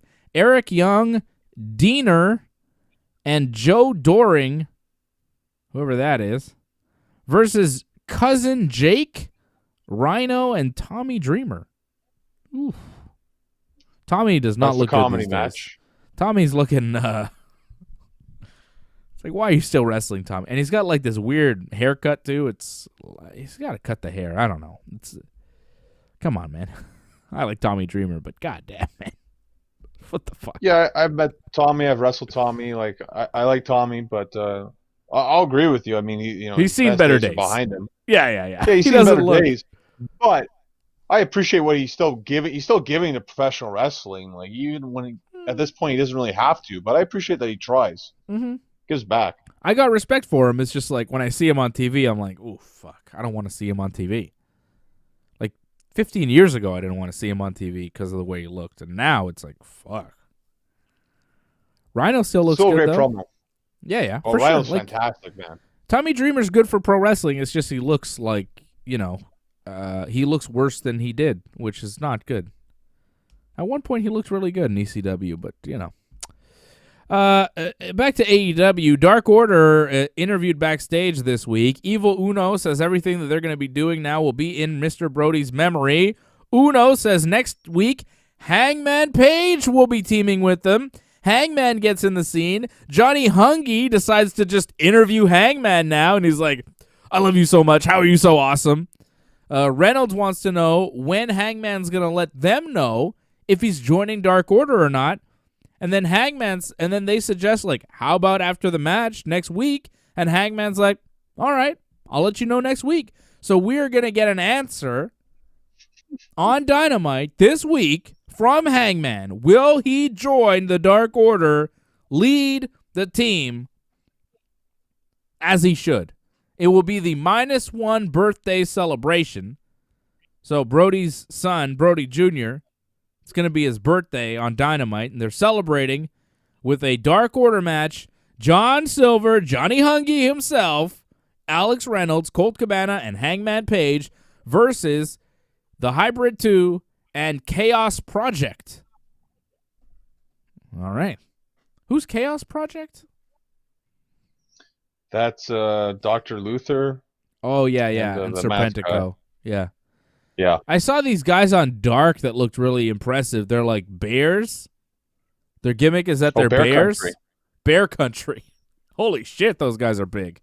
Are they that big? Or I saw them for like 2 minutes. I was like, oh, these guys look cool. What are they, bears? Are they human bears? Good gimmick. I didn't check out Dark this week, so I they're didn't cool, check though. out the Do you like match. them? Are they good? I don't know. I haven't seen much. I saw them I at the didn't end see of their match. They won a match, and they were, like, celebrating. And I was like, oh, these guys seem cool. But that's all I saw, so I don't know if they're good or not. I've never seen them wrestle, but I like them. Okay? Also coming up on Dynamite, it'll be the Private Hardy Party versus Top Flight and Matt Sydal. That should be very flippy. A lot of flippy things happening. Miro will give an update on Chuck Taylor as his butler. Nyla Rose will wrestle Leela Hirsch. And Jon Moxley will be wrestling. Maybe he'll wrestle like Lee Johnson or one of those guys. Jon Moxley. Well, hopefully it's someone higher up the card, but Does Hangman join Dark Order? Join the Dark Order. I say no. I think he's going to feud with the Dark Order, actually. That sucks. That'll make him super heel. You feud with the Dark Order now and you're a big heel. Don't do it, Hangman. If he does that, man, Brody was right about Hangman. Fuck Hangman. That's what Mr. Brody used to say. Fuck Hangman. And then they would chant, fuck Hangman. Fuck Hangman. Fuck Hangman. Fuck Hangman. Then Hangman joined in one time. He was like, yeah, fuck Hangman. He was into it too. Speaking of fucking, Red Velvet, you know that she's in the Briscoe wrestling family? You know she's engaged to Wes Briscoe, Jerry Briscoe's son? Red Velvet. Found that out this week. I saw that written somewhere, yeah. She's a member of the Briscoe wrestling family, like Aiden English was a member of the Guerrero wrestling family. Married into. Is. Yeah. But you know what I mean? Just because you married a Guerrero doesn't mean you are a Guerrero, buddy. I like Aiden English, though. I'm not trying to diss him. I'm just saying. He's no Eddie. Or Chavo. Ooh, Chavo. Britt Baker hosts The Waiting Room. She has an interview segment. She makes fun of Cody, her guest, before he shows up. Britt congratulates Cody on the baby and says the kid will probably have an action figure before she does. Which, mic drop. That was a huge move by Britt Baker. Can I talk to you about AEW action figures and what the fuck they're doing? You're upset? Yeah. I mean, you got some finally. What's I the have problem? a bunch. I have a bunch. Don't you worry about what I have. But I wanna see if I can get a whole list of everything they've put out. Sounds like I want more. That's what this sounds like this is going to be. No, it's weird the way they've rolled out their action figures. Okay, so Series 1, they have 3 series that they've put out. Series 1 was Kenny, Cody, Brandy, Jericho, and the Bucks. Right? Okay. Makes sense. Right. Fine. Okay. Series 2 is Hangman. Let me see. Hangman, Lucha Brothers, Moxley, MJF, and Dustin Rhodes. Fine. That's pretty solid. Right, fine. They also put out a ring with an alternate Kenny, and they put out a special version of Jericho in a little bit of the bubbly packaging. So they put out 2 different Jerichos, 2 different Kennys. Series 3 is another version of the Bucks. So different Bucks. Okay. Riho, who's no longer really with the company. No, she's with the company. She's not there. Well, whatever. Orange Cassidy. Right. Darby Allin. Pac. That's good. And I think that's it. I think that's it. So the Bucks again, another version of the Bucks in Series 3. So they've put out like how many action figures? 6 per series. That's 18. Of the 18, 4 of them have been Young Bucks. Why are they putting out a second alternate version of the Young Bucks in Series 3? Why did they put out a second version of Cody? So Cody came out in the first series. Then they made a special Dustin and Cody set to commemorate their bloody match. That they did too. So they have 2 Codys, 2 Dustins, 2 versions of the Bucks, 2 versions of Kenny, and 2 versions of Jericho. Like, they have gone really hard on pushing the EVPs. Meanwhile, Britt Baker doesn't have an action figure. And my son tonight asked me for a Johnny Hungy. And I was like, they haven't made a Johnny Hungy yet. And he's like, well, when are they going to make one? I was like, I don't know. We better ask Cody. I said, I'll talk about it on the show to make sure they make a Johnny Hungy. Series 4 AEW action figures. Here are the 6 that they need to make in Series 4. Johnny Hungy, Evil Uno, Nyla Rose, Britt Baker, and I guess Grayson and Reynolds, but like maybe not. Eddie Kingston and Brian Cage. Like, those are the ones. I mean, probably a Sting, right? They're going to make a Sting. Like, who are we kidding? They're going to make a Sting. But, you know, I want a Britt Baker. I want a Johnny Hungy. I understand he hasn't been a big star for a while, but, like, come on, man. You're making so many Young Bucks. You're making 2 different Codys. It's a little heavy on the EVP action figures. I get it. And they're nice. I like these. And I have a bunch. My son has a bunch in his collection. He's got the Bucks. He's got Kenny. He's got... Is that it? Bucks, Kenny? I had Jericho too, but... Jericho? No, he has Jericho. He has a WWE Jericho. Brandy? What? Didn't Brandy have one? No, I didn't get the Brandy. I didn't get a Brandy or a Cody. I got a Jericho. Wow. But the Jericho I have, I could show you. Hold on. It's right here. The Jericho I have is still in the package. I'm a little surprised. You know, you didn't get the... You complain about Cody, and then you don't get Cody's action figure.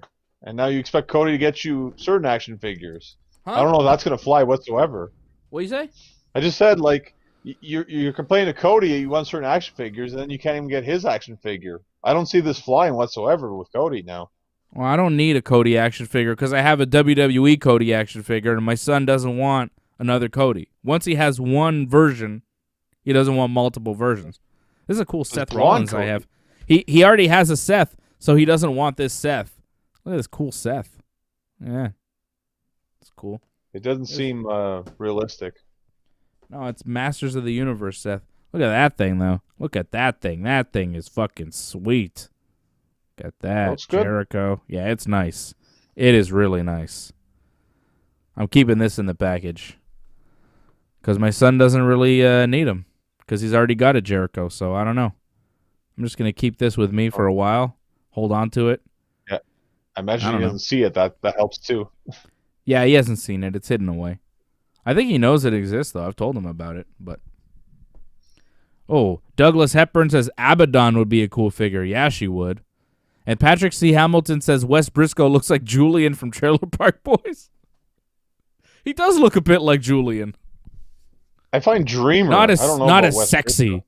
Oh, Dreamer or Wes Briscoe? Who are we talking about? Well, Dreamer's like not as sexy or muscular as Julian with his sexy muscles.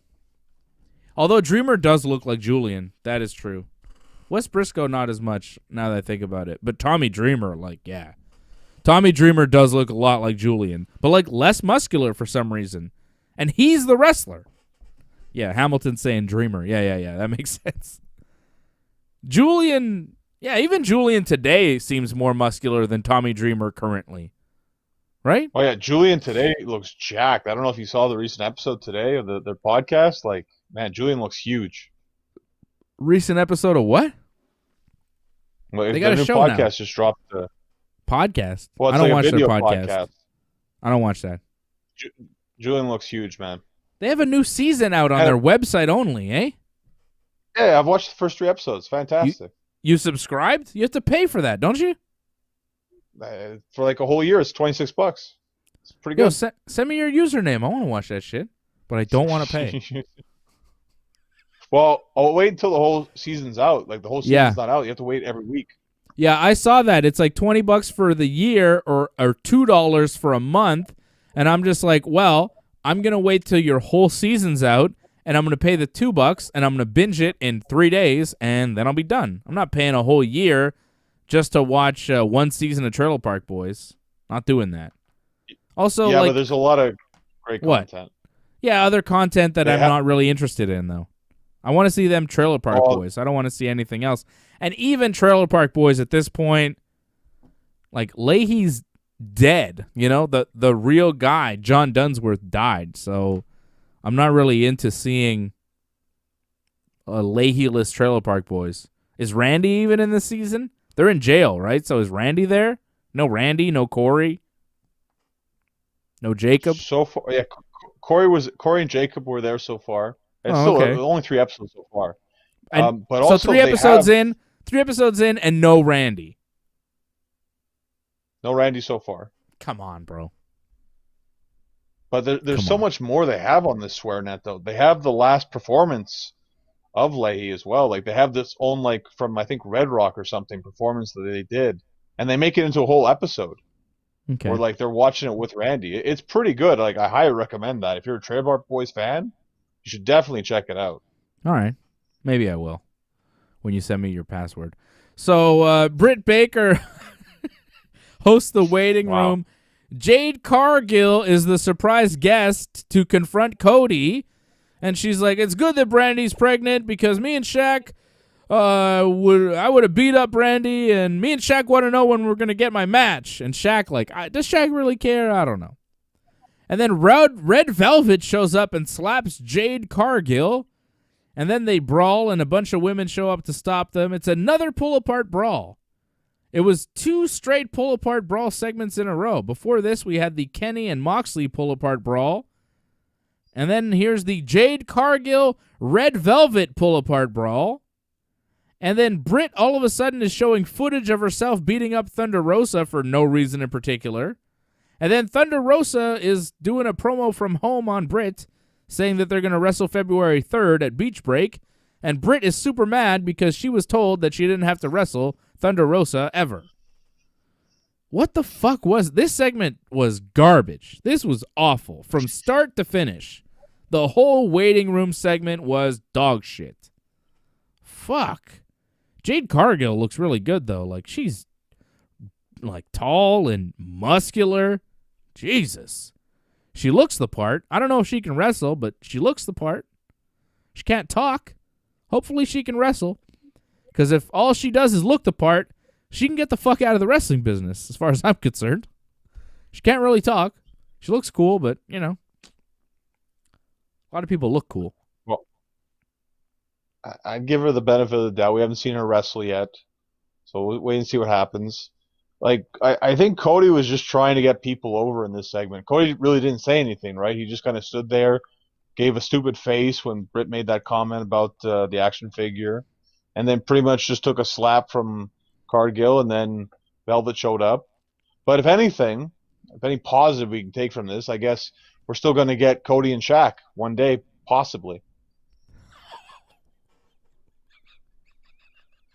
What the fuck kind of positive is that? Here's a positive. We still might get this match that'll be terrible. What? I don't want to see Cody and Shaq, and I don't even think it's going to happen. And I don't even think that the possibility of it happening is a positive. FTR beat Marco Stunt and Jungle Boy. My favorite part of that was the entrance. Oh. That fucking new song for Jungle Boy is tight. You were right, Johnny. Good call on that new theme song for Jungle Boy. The match was all right, too. FTR getting the win over Stunt and Jungle. Well, you want to talk about action figures, FTR and Tully. That should definitely be in the next set, in my opinion. How about Jungle Boy, Luchasaurus, and Marco Stunt? Yeah, those are good action figures. Like, I want a Luchasaurus, Jungle Boy, and a Marco Stunt. Make the Marco all small. That'd be good. FTR before them, but yeah, definitely. I could see WWE make them well. Yeah, but with Tully, that'd be great. I don't care. I don't care about that. Sad. Serena D beat Ty Conti to retain the NWA Women's title. Yeah. This is the fun match where me and our buddy Jeremy Prophet will argue quite a bit about, because we both have different views on Ty Conti and like if she's good or not. Oh. I think there's a lot of potential there, and he does not think she's very good whatsoever. And in this match, I'm sure we'll both disagree a lot, because I thought she pulled off a pretty good performance. I mean, some moments, looked kind of off. It's going to happen. But I thought there was more good than bad in this match. I was a little disappointed by the commentators not selling enough the whole, like, this is teacher versus student. I think JR was trying to push that, but then they kind of avoided that. And I thought that should have been the main story of this match, but I guess no one cares. Fine. I didn't even know it was a story. See, well, it should have been pushed more, but whatever. It's hard when they don't do promos. It's hard when they don't push that kind of thing. But if you saw the video package on the pre-show, it kind of helped a little bit towards that. But either way, like I thought there was some good moments. It's just some parts were a little bit off, but it's gonna happen. Like, I think Ty's getting better. She just needs to have more outings with like some top talent like Serena, though. And that's the hard part, is that there's not a lot of top female talent, though. I mean, she pretty much went to the top already now. Stop pushing on commentary that she's a blue belt in Brazilian Jiu-Jitsu. No one cares. No one's impressed. I like Ty Conti, though. They will always push that, okay? Like, it's the fact stupid. that it's not that impressive. It's like, so is Fred. Big deal. But they push the black belt first, then they push the blue belt. Yeah, so. Black belt in judo. That's a little more impressive. I mean, not to say a blue belt in Brazilian Jiu-Jitsu doesn't mean anything, but it's like not something that you brag about necessarily. Anyways, Ty Conti's those shorts look really good on her. Fuck, she looks good. What can I say? Funny, Sorry, but she looks good. She's a sexy lady, Ty Conti. I see her, I'm like, my God, she looks good. She's my cup of tea. I'm into it. So, you know, sometimes the wrestling gets a pass. You know, she's a decent wrestler, but like I see her, I'm like, oh, yeah. It's one sexy lady. No? You don't think she's good looking? Oh. Very attractive. Well, I thought you had the whole nice problem face, about... nice body. She looks good. I like her. What's the matter?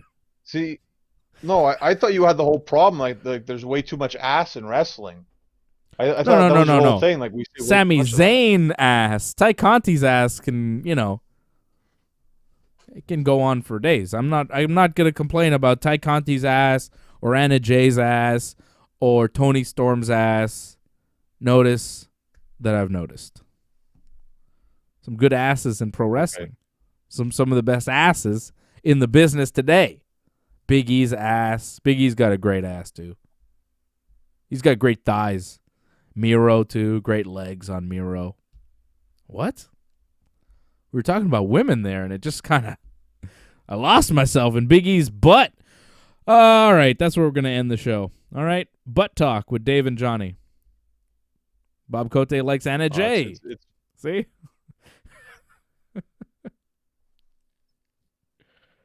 It's mainly Dave talking about butts. But butt yeah, talk. sure. We showed Sami Zayn's butt crack, and now I'm ending the show. You did. And now I'm ending the show talking about Ty Conti's butt and Big E's butt. Both nice in their own ways. Nobody as sexy as Julian, though, from Trailer Park Boys. Also known as Sexyin. Johnny, you're a pretty sexy man. Posting those thirst traps on Instagram. Follow him on Instagram at Genesis Johnny North. Follow him on Twitter at North Genesis. I know, but you could, John. You're jacked. I want you to take your shirt off and just like pose, you know, looking at the camera deep. Ladies would be all over that shit, John, you jacked bastard. Go to Dave Simon MMA on Twitter, Instagram, all the same thing, Dave Simon MMA. RingsideReport.net is our website. Go there. Check out everything that we do. It's there.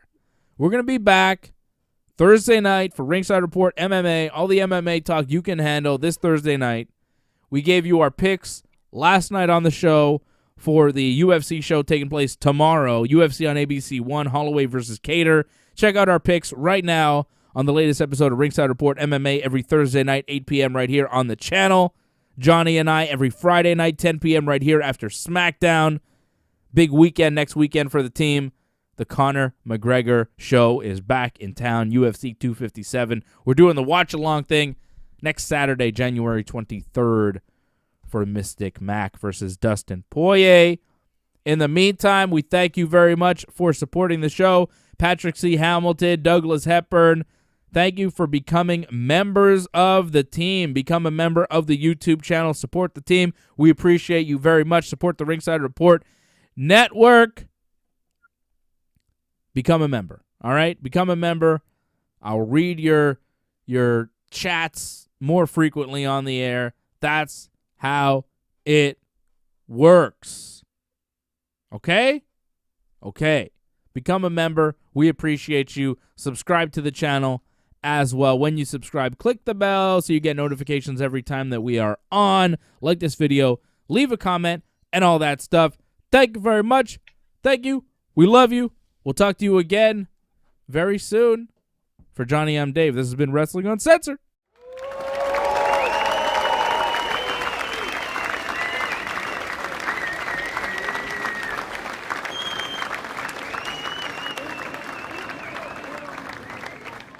Thank you and good night.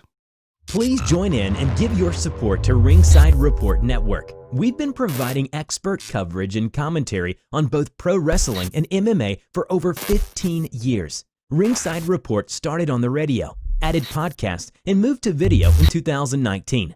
Our hosts are not just fans, but have in-depth knowledge of the subjects.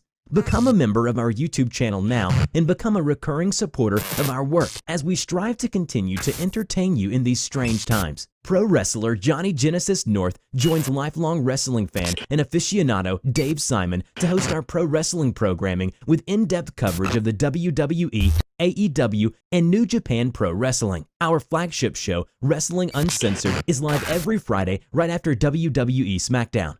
Here, you get a review of the week that was. You may not agree with our host. In fact, they often don't agree with each other. But you have an opportunity to chime in with your viewpoint in the chat rooms while live or in the comments section of YouTube, Twitch, or Facebook on the replay. Dave and Johnny also headline our coverage of major pro wrestling pay-per-views and breaking news. Dave Simon is joined by experienced jiu-jitsu fighters Fred Garcia and the ever-unpredictable AJ DeLesio, each Thursday at 8 p.m. Eastern with Ringside Report MMA. They try and foresee what's next in the octagon and review, argue, and kibitz in a very friendly, irreverent manner. The three guys also team up to accompany you on all the major UFC pay-per-views with entertaining watch-alongs. Go to ringsidereport.net/support to find out more ways to support the channel.